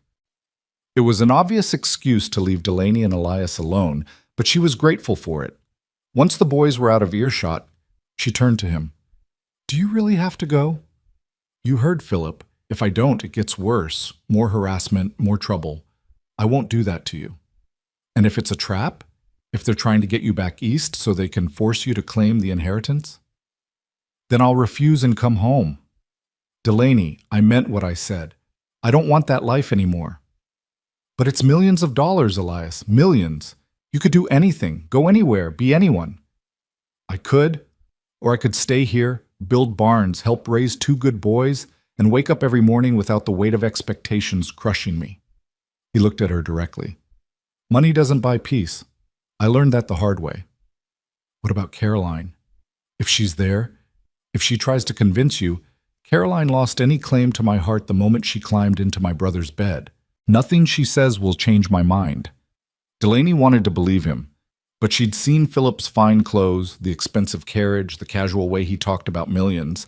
How could honest work in a half-built barn compete with that? "I'm scared," she admitted. "I'm scared you'll go back there and remember what you gave up. Remember what this life really costs, the cold, the hunger, the constant struggle. And you'll realize that walking away from a fortune for mud and calluses was noble but stupid." Elias reached out and took her hand, her real hand, not the hook. His palm was rough with work, warm and solid. "Look at me," he said. "Really look at me. Do I seem unhappy?" She studied his face, thinner than when he'd arrived, tanned from sun, marked with small scars from work, but his eyes were clear, his expression open. He looked tired, but not defeated. Worn, but not broken. "No," she admitted. "You seem content." "That's because I am. For the first time in my life, I'm doing work that matters. I'm building something real with my own hands. I'm part of something that isn't about money or status or living up to a name. I'm just Elias here. Not the third, not the heir, not the man who should have been, just Elias." "And that's enough?" "More than enough. It's everything." She wanted to kiss him. The realization hit her suddenly, unexpectedly. She wanted to lean forward and press her lips to his, to taste the honesty in his words, to anchor him to this place and this moment. But that wasn't their arrangement. That wasn't what she'd offered when she wrote that letter. Instead, she squeezed his hand. "Come back. I will. I promise. And be careful. I don't trust Philip or Caroline or any of them. Neither do I. But I'll go, sign whatever papers they need, and get back here before the first snow. We'll finish the barn, plant in spring, and build a life worth living." The boys returned with 3 rabbits from the snares, and the conversation shifted to practical matters. How much salt pork remained, whether they should try for deer before Elias left, what needed doing while he was gone. But underneath the normalcy, Delaney felt the ticking clock of his departure drawing closer. 3 days passed too quickly. They worked from dawn to dusk, pushing to get as much done as possible before Elias left. The barn roof was framed and half shingled. The walls were complete. It wasn't finished, but it was close. Close enough that Robert Fletcher assured them they could complete it with his help. The morning of Elias's departure arrived cold and gray. He packed his single bag while Delaney made coffee with the last of his supply. Marcus clutched the pocket watch like a talisman. James stood with his arms crossed, face carefully neutral. The stage leaves at 9, Elias said. I'll meet Philip at the hotel, travel to Helena, catch the eastbound train. 2 weeks, maybe 3 counting travel time. I'll wire from Helena when I'm on my way back. And if you miss the stage back? Marcus asked. Then I'll hire a horse, or walk, but I'll get back. They walked him into town, all 3 of them, unable to let him go alone. People stared as they passed, the cursed widow, the 2 boys, and the mysterious stranger who was leaving. No doubt there would be talk about why he was going, whether he'd return, what it all meant. Let them talk. At the depot, Philip waited with tickets and paperwork. He looked smug, satisfied, like a cat who'd cornered a mouse. Delaney disliked him intensely. Ready? Philip asked. As I'll ever be. The stage was already loaded, horses stamping impatiently. Elias turned to say goodbye, and Delaney saw him hesitate, unsure of the appropriate farewell. James solved it by sticking out his hand. Thank you, for everything, for coming, for staying, for being decent. Elias shook firmly. Thank you for trusting me, for teaching me, for becoming a friend. Marcus threw his arms around Elias's waist in an impulsive hug. Don't forget us. Never. Take care of that watch. I will. Then it was Delaney's turn.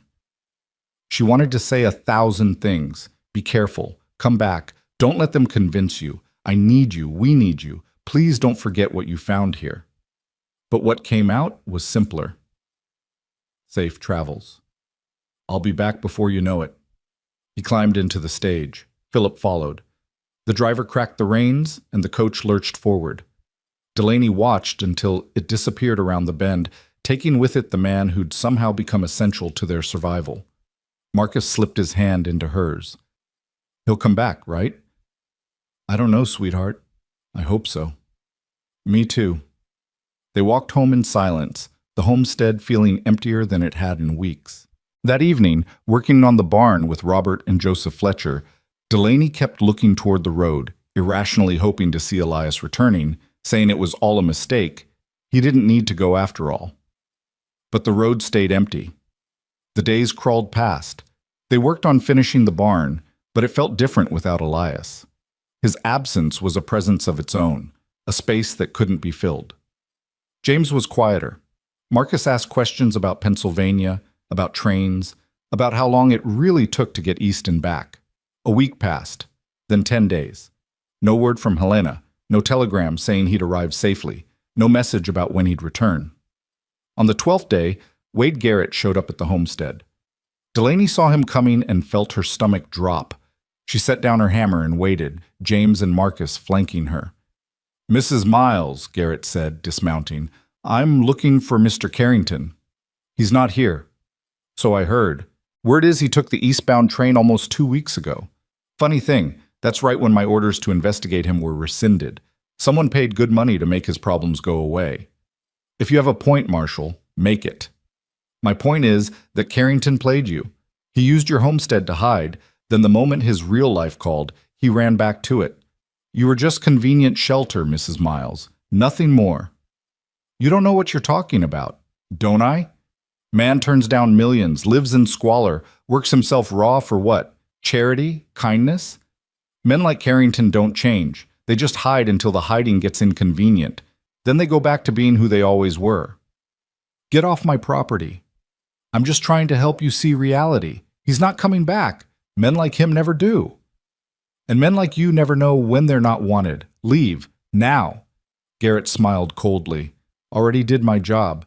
Just thought you should know the truth about your hired hand before you waste more time waiting for someone who's already forgotten you. He rode off, leaving poison in his wake. He's wrong, Marcus said fiercely. Elias wouldn't do that. Of course he's wrong, James agreed, but he sounded uncertain. Delaney said nothing. She wanted to believe Garrett was lying, wanted to trust Elias completely, but it had been 12 days with no word. 12 days for doubt to take root and grow. That night, lying awake in the darkness, she allowed herself to imagine that Garrett was right, that Elias had gone back east, seen his old life waiting, and realized that mud and calluses couldn't compete with millions, that she'd been a fool to trust him, to depend on him, to let him matter. The fear was worse than grief. Grief at least had the dignity of finality. Fear just twisted and turned, feeding on itself, creating scenarios that might never happen but felt terrifyingly real. 2 more days passed. The barn was nearly complete, just the door and some finish work remaining. It should have felt like victory, but instead, it felt hollow. On the 15th day, Marcus came running from the road. "Delaney, James, someone's coming!" She dropped what she was doing and ran. Please, she thought, please let it be him. But as the figure came into view, her heart sank. It wasn't Elias. It was a young man in a Western Union uniform, holding a yellow telegram envelope. "Telegram for Delaney Miles," he called out. She took it with shaking hands. The boy rode off while she stared at the envelope, afraid to open it. James and Marcus crowded close. "What does it say?" Marcus demanded. "Give me a moment." She tore it open, unfolding the thin paper. The message was short. "Business complete. Stop leaving Helena today. Stop home soon. Stop." Elias, relief flooded through her so intensely she had to sit down. He was coming back. He'd kept his promise. "He's coming home," she said, voice shaky. "I told you," Marcus crowed. "I told you he would." James clapped her on the shoulder, grinning wider than she'd seen in months. Even his cautious heart had been won over. That evening, they celebrated by finishing the barn door. It was symbolic, the last piece, the moment of completion. As they stepped back to look at the finished structure, Delaney felt something shift in her chest. The barn stood solid and true, proof that what had been burned could be rebuilt. That loss didn't have to be permanent. That with help and determination and people who showed up when it mattered, impossible things became possible. "Thomas would have liked it," James said quietly. "He'd be proud." "He would," Delaney agreed. "And so would your parents." They stood in silence, honoring the dead who'd brought them here, acknowledging the journey that had led to this moment. 2 days later, Delaney was working on clearing brush when she heard hoofbeats. She looked up, heart racing, and saw a single rider approaching. As he drew closer, she recognized the set of his shoulders, the way he sat the horse. Elias. She wanted to run to him, wanted to throw her arms around him and verify he was real. Instead, she stood still, waiting, letting him come to her. He dismounted while still yards away and walked the rest of the distance. He looked exhausted, travel-worn, thinner than when he'd left, with dark circles under his eyes. But he was smiling. "You came back," she said. "I told you I would." "I know, but part of me didn't believe it." Part of me didn't either, honestly. There were moments in that house, surrounded by lawyers and papers and reminders of everything I used to have, when I thought maybe I'd made a terrible mistake. Maybe Garrett was right, and I was just hiding from my real life. "What changed your mind?" "This." He pulled something from his pocket. A small, rough stone. "I picked this up the day after the storm, when we were clearing debris. Just a rock, nothing special. But I kept it in my pocket, and every time I felt myself slipping, I'd touch it and remember. This is real. Mud and calluses and people who show up when they say they will. That's real. The rest is just noise," Delaney finished. "Exactly." Marcus came barreling around the barn. "Elias, you're back!" He skidded to a stop, suddenly formal. "I kept your watch safe, like I promised." "Thank you." Elias took the watch, holding it for a moment, then closed Marcus's hand around it. "Keep it." "What?" "No, I can't." "You can. I don't need it anymore. I've got better reminders of what matters." Marcus looked at the watch, then at Elias, then threw his arms around him again. Over the boy's head, Elias met Delaney's eyes, and something passed between them, understanding, relief, the beginning of something neither had planned but both recognized. James emerged from the barn, saw Elias, and nodded once, the kind of nod that said, "Welcome home," without needing words. "Come on," Delaney said. "We finished the barn while you were gone. We'll show you." They walked together toward the new structure, and as Delaney glanced at Elias beside her, she realized something had fundamentally changed. He wasn't the mail-order husband anymore, the stranger who'd answered an advertisement. He was family. He was home. And she was glad. The barn stood complete against the autumn sky, its new timber golden in the afternoon light. Elias walked around it slowly, running his hand along the walls, checking joints, testing the door that swung smooth on its hinges. Delaney watched his face, seeing satisfaction there, pride in work well done even in his absence. "It's solid," he said finally. "Better than solid. It's beautiful." Robert Fletcher and his sons helped, James explained. They knew the techniques, showed us how to do the chinking properly, said they'd come back in spring to help with the house if we want. "We want," Delaney said firmly. The barn was victory, but they still lived in a single room with a partial roof. Winter would be brutal without better shelter. That evening, they made a proper celebration. Mrs. Kowalski had sent over a venison roast, her husband had gotten a deer, and they cooked it with the last of the root vegetables from the Fletcher's garden. It was the finest meal they'd had in months, and they ate until their bellies were full, talking and laughing around the fire like a real family. "Tell us about Pennsylvania," Marcus begged. "What was it like?" Elias leaned back, considering. "Big. Everything there is big. The buildings, the crowds, the noise. Philadelphia felt like it was trying to swallow me whole. So many people rushing everywhere, all of them convinced they had somewhere important to be." "Did you see your old house?" "I did. Mansion, really.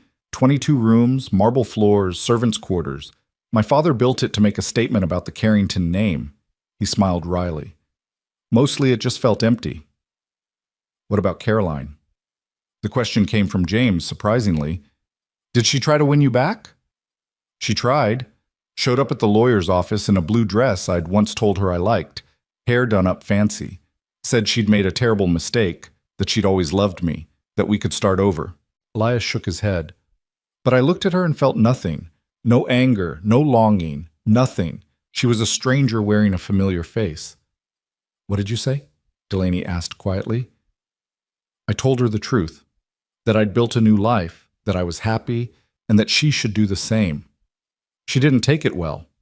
Called me a fool for choosing poverty over comfort, said I'd regret throwing away my birthright for mud and manual labor." "Do you? Regret it?" Elias looked around, at the fire, the finished barn, the three faces watching him with genuine care. "Not for a single second." Marcus grinned. "Good. Because we missed you." "I missed you too. All of you." Something in the way he said it, the way his eyes lingered on Delaney, made her heart beat faster, but she pushed the feeling down. They had work to focus on, winter to prepare for, practical concerns that didn't leave room for complicated emotions. The next morning brought the first real cold snap. They woke to find ice on the water bucket and frost thick on the ground. Winter was announcing its approach, giving them warning to prepare or suffer. "We need to winterize what we have," Elias said over breakfast. "Get the gaps in our shelter sealed, stockpile firewood, make sure we have enough provisions to last until spring. And we need to decide about the house," James added, "whether we try to rebuild this winter or wait until spring." "Winter construction is risky," Elias said. "Ground freezes, materials become brittle. We could start on planning and foundation work if the weather holds, but the main building should wait." "Then we focus on survival," Delaney decided. "Make what we have livable, gather what we need, and come spring, we build properly." They spent the following days in a flurry of preparation. Elias and James cut firewood until they had a pile that could sustain them through months of cold. Marcus and Delaney worked on sealing gaps in their shelter's walls, stuffing cracks with moss and mud, hanging canvas over the open side to block wind. It wasn't pretty, but it would keep them alive. Bill Matthews stopped by with news from town. "That Marshal Garrett, he left. Rode out 3 days ago, said his business was concluded. Don't expect we'll see him again." "Good riddance," Marcus muttered. "Amen to that," Bill agreed. "Also wanted you to know there's been talk. Good talk, for once. People are impressed by your barn, by how you all pulled together. Some of the nastier whispers have died down. You're becoming respectable again, Delaney." "I never stopped being respectable. Just took people a while to notice." Bill laughed. "Fair point. Anyway, if you need anything this winter, you know where to find us." The gesture of community warmed Delaney more than the fire. For so long she'd felt isolated, cut off, marked by loss and rumor. But slowly, brick by brick and kindness by kindness, that was changing. People were seeing past the hook and the burned land to the people underneath, stubborn, hardworking, determined to survive. A week after Elias's return, the first snow fell. It came gentle at first, just a dusting that melted by noon, but they all knew it was a preview, a taste of what was coming. The real snows would arrive soon, and they needed to be ready. That evening, as they sat around the fire in their makeshift shelter, Delaney brought up something that had been weighing on her mind. "Elias, you never said what happened with the inheritance. Did you sign everything over?" "I did. Everything goes to a cousin, Robert Carrington. Good man, honest, with a head for business. He'll manage it well." "And Caroline? The lawyers?" "They tried everything to convince me to stay. Offered partnerships, promised Caroline would leave me alone, even suggested I could keep the money and still return here if I wanted. But I knew if I took any of it, there'd always be strings. Always obligations pulling me back." "So you walked away with nothing?" "Not nothing," he smiled.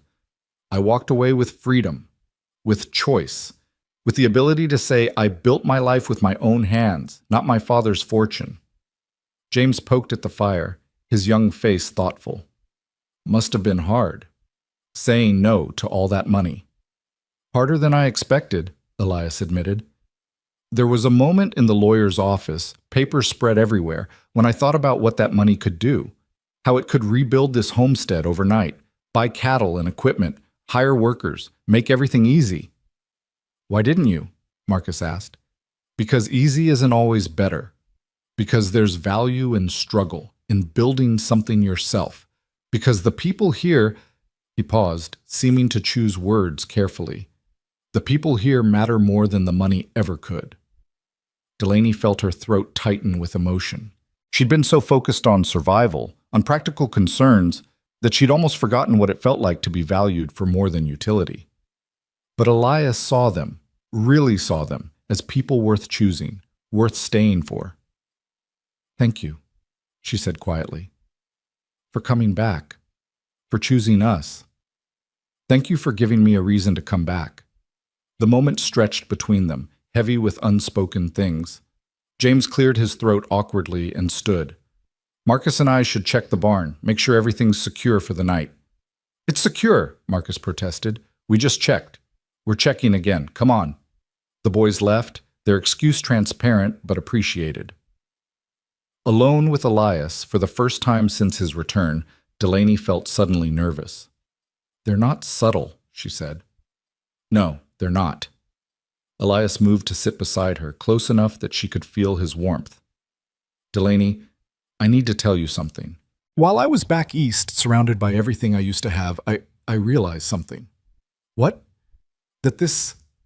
He gestured at the shelter, the land, the life they'd built. "This isn't just survival for me. It's not just honest work or a fresh start. It's home. You and James and Marcus, you've become my family, and you..." He turned to face her fully. "You've become more than that." Her heart was hammering. "Elias, I know our arrangement was never about that. I know you wrote that letter looking for help, not affection. But I can't keep pretending I don't feel what I feel. I care about you, Delaney. Not as an employer, not as a friend, as more." She should have been prepared for this. Should have seen it coming in the way he looked at her, the way they'd learned to work together, the connection that had grown between them. But hearing it said aloud still stole her breath. "I don't know what to say." "Say what you feel. Whatever that is, I can handle it." Delaney looked at him. Really looked at him. The man who'd answered a desperate letter, who'd worked until his hands bled, who'd stood beside her through storms and marshals and the weight of past betrayals. The man who'd turned down millions to come back to mud and cold and uncertainty. "I'm scared," she admitted. "Thomas and I had an arrangement too. Partnership, respect, but not love. Not the kind of love that makes people foolish. And I told myself I was fine with that I didn't need passion or romance, just someone reliable. But with you..." She paused, gathering courage.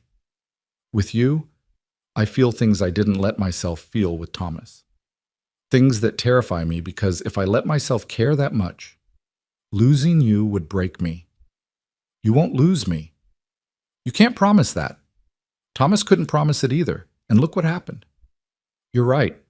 I can't promise I'll never die, never leave through circumstance beyond my control, but I can promise I'll never choose to leave. I can promise that as long as I have breath and choice, I'm staying right here." She wanted to believe him. God, how she wanted to believe him. "What if it doesn't work?" she whispered. "What if we try this and it ruins what we've built? What if it does work? What if trying is how we build something even better?" He had a point. They'd already built so much together: trust, partnership, the beginnings of family. Maybe adding affection wasn't destruction, but completion. "I care about you too," she said finally. "More than I intended to. More than I thought I could. You scare me, Elias Carrington, because you make me hope.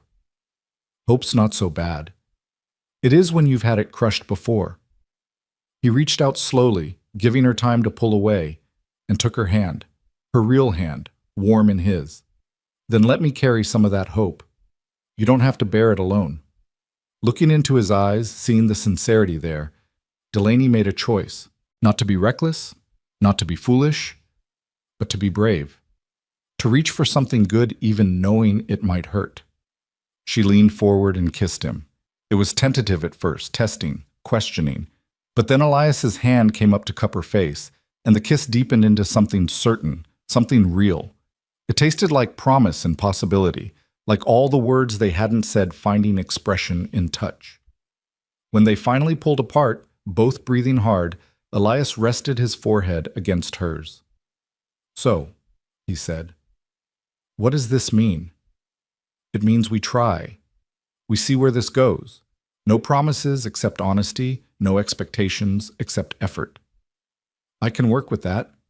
"Good, because I'm terrible at romance. I'm practical and stubborn, and I have no idea how to be a wife in any sense that doesn't involve work. I don't want a wife in the traditional sense. I want a partner. And Delaney, you're the best partner I've ever had." She laughed, surprising herself with the sound. When had laughter become easy again? When had joy found its way back into her life? The boys returned eventually, pretending they hadn't been giving them privacy, and the four of them settled in for the night. But something had shifted. The air felt different, charged with possibility. As Delaney lay in her bedroll listening to the breathing of three other people, she allowed herself to feel hope. Real hope. Not the cautious, fearful kind she'd been carrying, but the bold, bright kind that believed good things were possible. The snows came in earnest 2 days later. Not the gentle dusting of before, but serious accumulation that blanketed the homestead in white. They spent the storm days inside their shelter, telling stories, playing cards Marcus had found in the ruins, planning for spring. Elias taught Marcus advanced knots. James sketched designs for the new house, getting input from everyone about what features mattered most. Delaney mended clothes and listened to the easy conversation, marveling at how natural it felt to have Elias here, to include him in decisions, to build a future together. When the storm broke, they emerged to find the world transformed. The barn stood proud under its mantle of snow. The land rolled white to the horizon, and the air was crisp and clean. They set about the work of survival, clearing paths, checking on the animals they'd acquired, making sure the fire stayed lit. In the evenings, after the boys went to sleep, Elias and Delaney would sit close by the fire, talking in low voices about everything and nothing. He told her about his childhood, about learning to build at his father's side, about the pressure of being Elias Carrington III. She told him about growing up poor in Ohio, about losing her parents to fever, about Thomas's kindness in marrying her to save her and her brothers from destitution. "Did you love him?" Elias asked one night. "I respected him. I was grateful to him. I cared for him. But love?" She considered. "I don't think I knew what love could be. It was wartime feelings, desperate, practical, formed under pressure. What I feel now is different. Better? Scarier. But yes, better." He kissed her then, soft and sweet, and Delaney felt herself falling into something she'd convinced herself she didn't need. Love wasn't practical. It didn't plow fields or build barns, but it made the work worthwhile, made the struggle bearable, made the cold nights warm. The winter settled in with determination. Some days were so cold they couldn't work outside, could only huddle around the fire and wait for the worst to pass. But they had enough firewood, enough food, enough of each other to make it through. Mrs. Kowalski and Bill Matthews checked on them regularly, bringing supplies and news from town. The Fletchers stopped by after Christmas, which they celebrated with a small tree Marcus had cut and a feast of roasted fowl Peter had brought, and reported that spring planting was already underway. Several families wanted to coordinate planting, share equipment, work together. "You're not outsiders anymore," Robert Fletcher told them. "You're part of the community. That barn raising proved it. Good people helping good people. That's what Ironwood Creek is supposed to be about." It was the closest thing to acceptance Delaney had received since the fire, and it filled her with quiet satisfaction. They'd earned their place, proved their worth, rebuilt more than just structures. In late January, on a day when the sun broke through and made the snow sparkle like diamonds, Elias found Delaney alone by the barn. She was checking the door hinges, making sure ice hadn't damaged anything. "Can I ask you something?" he said. "Always." "That letter you wrote to the mail order service. You said you were looking for a working partner, nothing more. Is that still what you want?" She set down her tools, giving him her full attention. "What are you really asking?" "I'm asking if you'd consider making this arrangement permanent. Not on paper necessarily. I know the legalities are complicated, but in spirit. Building a life together intentionally, with full commitment. Are you proposing?" "In the least romantic way possible, yes. I don't have a ring. I don't have flowery speeches. I just have the truth. I want to spend my life building this homestead with you. I want to raise those boys together. I want to plant in spring and harvest in fall and weather every storm as partners." Delaney felt tears prick her eyes. "That's the most romantic proposal I've ever heard." "It's the only proposal you've heard. Still counts." She stepped closer, placing her hand, the real one, over his heart. "Yes. Yes, I'll marry you, or partner with you, or whatever we're calling this arrangement that's become so much more than an arrangement." He swept her into his arms, lifting her off her feet, and she laughed, actually laughed, at the absurdity and perfection of it. When he set her down, they were both grinning like fools. "We should tell the boys," she said. "They already know. Marcus asked me last week when I was going to make an honest woman of you."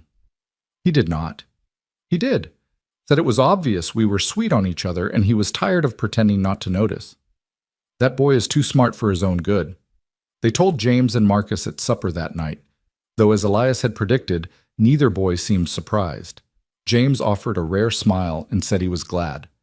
Marcus demanded to know if there would be a wedding, and if so, could he have cake? "We'll figure out the details," Delaney promised.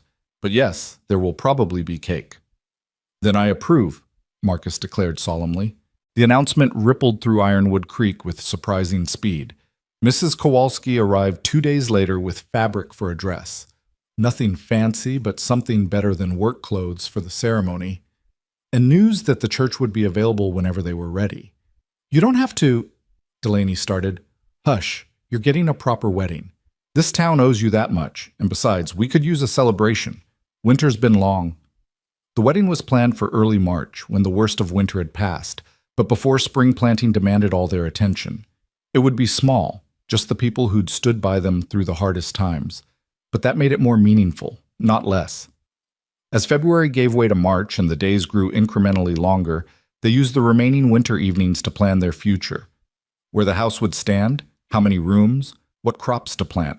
Elias sketched designs while James offered input, and even Marcus contributed ideas, mostly centered around where his room would be and whether they could get a dog. "A dog would be practical," Elias argued, seeing Delaney's hesitation. "For herding, for protection. For eating our food and getting underfoot," she countered. "Please?" Marcus gave her the look he'd perfected, the one that melted her resolve. "We'll discuss it after planting." "That's not a no. It's not a yes either." But she was smiling, and everyone knew that meant Marcus would eventually get his dog. The wedding day arrived clear and cold, the sun brilliant against lingering snow. Delaney wore the dress Mrs. Kowalski had made. Simple blue cotton, nothing fancy, but clean and pretty. She'd even attempted to do something with her hair, pinning it up with borrowed combs. Elias wore his one good shirt and vest, the ones he'd arrived in, cleaned and mended. He looked nervous, excited. exactly how a groom should look. The church was full, not just with the people they'd expected, but with others from town who'd slowly become friends. The Fletchers, the Kowalskis, Bill Matthews, even some of the families who'd once whispered about curses and impropriety. They'd come to witness, to celebrate, to welcome the partnership that had rebuilt more than just a barn. The ceremony was brief. They'd chosen simple vows, practical and honest. Elias promised to work beside her, support her, choose her every day. Delaney promised the same: partnership, respect, commitment to build a life together. When the preacher pronounced them married, Elias kissed her gently, and the church erupted in applause. Marcus whooped. James smiled so wide his face looked like it might crack, and Delaney felt something she'd thought lost forever settle back into her chest. Joy. Pure, uncomplicated joy. The celebration afterward was held at the Homestead, people bringing food and drink and music. Someone had brought a fiddle, and impromptu dancing broke out in the space that would someday be their front yard. Children played in the melting snow. Adults stood in groups, talking and laughing. Peter Kowalski raised a glass. To Delaney and Elias, proof that from ashes, good things can grow. To Delaney and Elias, the crowd echoed. As evening fell and guests began departing, Delaney stood with Elias on the porch of their still incomplete house, watching the sun paint the hills gold and purple. James and Marcus were helping clean up, their voices carrying on the cold air. "We did it," she said. "We actually did it. Built a barn? Built a life. Against all odds, despite everything, we built something good." Elias wrapped his arm around her, and she leaned into his warmth. "This is just the beginning. Wait until you see what we build next." She looked at the land stretching before them. The finished barn, the site cleared for the house, the fields waiting for spring planting. It was still scarred by fire, still marked by loss, but it was healing, growing, becoming something new. "I can't wait," she said, and meant it. That night, lying beside her new husband in their tiny shelter, listening to her brothers breathe and sleep, Delaney Miles Carrington thought about the journey that had brought them here. The fire, the loss, the desperate letter written to strangers. The man who'd answered, who'd come expecting nothing and found everything. The work, the storms, the slow building of trust into something deeper. She thought about Thomas, about carrying his memory forward without being trapped by it, about honoring loss while still reaching for joy. And she thought about tomorrow, about the house they would build, the crops they would plant, the life they would create together. Spring arrived 2 weeks later with a rush of melting snow and returning birds. The ground thawed, revealing winter's damage, but also fresh possibility. They broke ground on the house the first day the earth was workable enough, and with help from the Fletchers and others, the foundation took shape quickly. By summer, the house stood complete. 4 rooms, solid walls, a real roof, windows that let in light. It wasn't fancy, but it was theirs, built with their own hands and the help of friends. They moved in on a June evening, carrying their few possessions from the shelter they'd survived winter in. Marcus chose his room immediately, declaring it perfect. James took the smaller room beside it, already planning how to build furniture. Delaney and Elias stood in their bedroom, not a shared shelter, but a private space, and looked at each other with the kind of happiness that comes from achieving something you'd stopped believing was possible. The crops grew strong that summer. Wheat, corn, vegetables in a garden, Marcus tended with surprising dedication. The barn housed 3 cows now, and chickens pecked around the yard. True to her half-promise, Delaney had relented about the dog, a shepherd mix Marcus named Builder, who proved surprisingly useful at herding and ridiculously loyal. In August, Bill Matthews brought news from town. That marshal, Garrett, turns out he was arrested for accepting bribes. Your brother's widow was behind it. She'd been paying him to harass you. She's facing charges now. Caroline always was good at finding trouble, Elias said. Glad she's far away from here. Everyone deserves what they build, Delaney added. She built a life on betrayal. Now she's living with the consequences. That fall, the harvest was good. Good enough to pay off their remaining debts, buy supplies for winter, and have something left over. As they worked side by side bringing in the wheat, Delaney caught herself singing, When had she started singing again? In October, exactly a year after Elias had first arrived, they stood together on the porch of their house, watching the sunset paint the sky. The land looked completely different than it had 12 months ago. Where ruins had stood, solid structures now rose. Where ash had covered everything, crops grew. Where despair had lived, hope had taken root. "You know what this calls for?" Elias said. "What?" "A sign. Every good homestead needs a sign." "What should it say?" He thought for a moment. "How about just Ironwood Creek Homestead? No family name claiming ownership, just the place itself." "I like that. Simple, honest, true." James, who'd been listening from inside, called out, "I can make a sign. I've been practicing woodwork." "Then it's settled," Delaney said. The sign went up 3 days later, carved and sanded smooth by James's careful hands. It stood by the road, announcing to travelers that this was a place of substance, of permanence, of people who'd rebuilt from nothing and made something lasting. As winter approached again, their second winter together, they prepared with confidence instead of desperation. The house was warm, the barn was full, the cellar held enough provisions to last until spring. They'd proven they could survive, and more than that, they could thrive. On the first real snow of the season, they gathered around the fire in their actual fireplace, in their actual home, and Delaney looked around at her family. James, now 17, growing into a man who could build anything. Marcus, 15, still energetic but developing the focus that would serve him well. And Elias, her husband, her partner, the mail-order stranger who'd become the foundation of everything good in her life. "I'm grateful," she said suddenly, "for all of this. For all of you." "Even the dog?" Marcus asked. Builder's head was in his lap, drooling contentedly. "Even the dog?" "Even me?" Elias teased. "Especially you. You came here expecting nothing and gave us everything." "You gave me everything," he corrected. "A home, a family, a reason to build instead of hide. I'm the one who should be grateful." "Then we're even. Not even close. But we have a lifetime to figure out the balance." Outside, the snow fell soft and steady, covering the scars that remained, blanketing everything in white. The barn stood strong. The house glowed with firelight.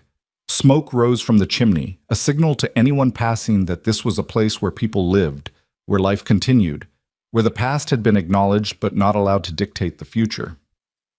Years later, travelers would pass the sign reading Ironwood Creek Homestead and wonder about the story behind it. Some would hear tales of the widow who'd lost everything in a fire but refused to quit. Others would hear about the mail-order husband who'd turned down a fortune to build a life with his own hands. Still others would hear about the two brothers who'd grown up strong and capable, learning that loss didn't have to define you. But the people who lived there would know the full truth, that from ash and desperation, from a letter written in the darkest moment and answered by a stranger, something beautiful had grown. That trust and work and choosing each other every day could build something stronger than blood or money or expectation. That home wasn't a place you inherited or bought. It was something you built board by board, choice by choice, together. And on winter evenings when the fire burned warm and the snow fell outside, Delaney and Elias would sit close together, watching their family, chosen and built and earned, and know that every hard choice, every moment of doubt, every piece of the journey had been worth it. They'd rebuilt the homestead, but more than that, they'd rebuilt themselves. And in doing so, they'd proven that the best things in life weren't the ones you were born into or fell into by accident. They were the ones you chose, the ones you fought for, the ones you built with blistered hands and determined hearts, and the kind of love that showed up every single day, no matter what. That was the story of Ironwood Creek. Not cursed, not tragic, but triumphant in the quiet way that mattered most. A testament to the fact that from any ruin, with enough will and enough help and enough heart, something beautiful could always be built. The fire crackled. The family gathered close. And outside, the homestead stood solid against the winter, exactly as it was meant to be, home,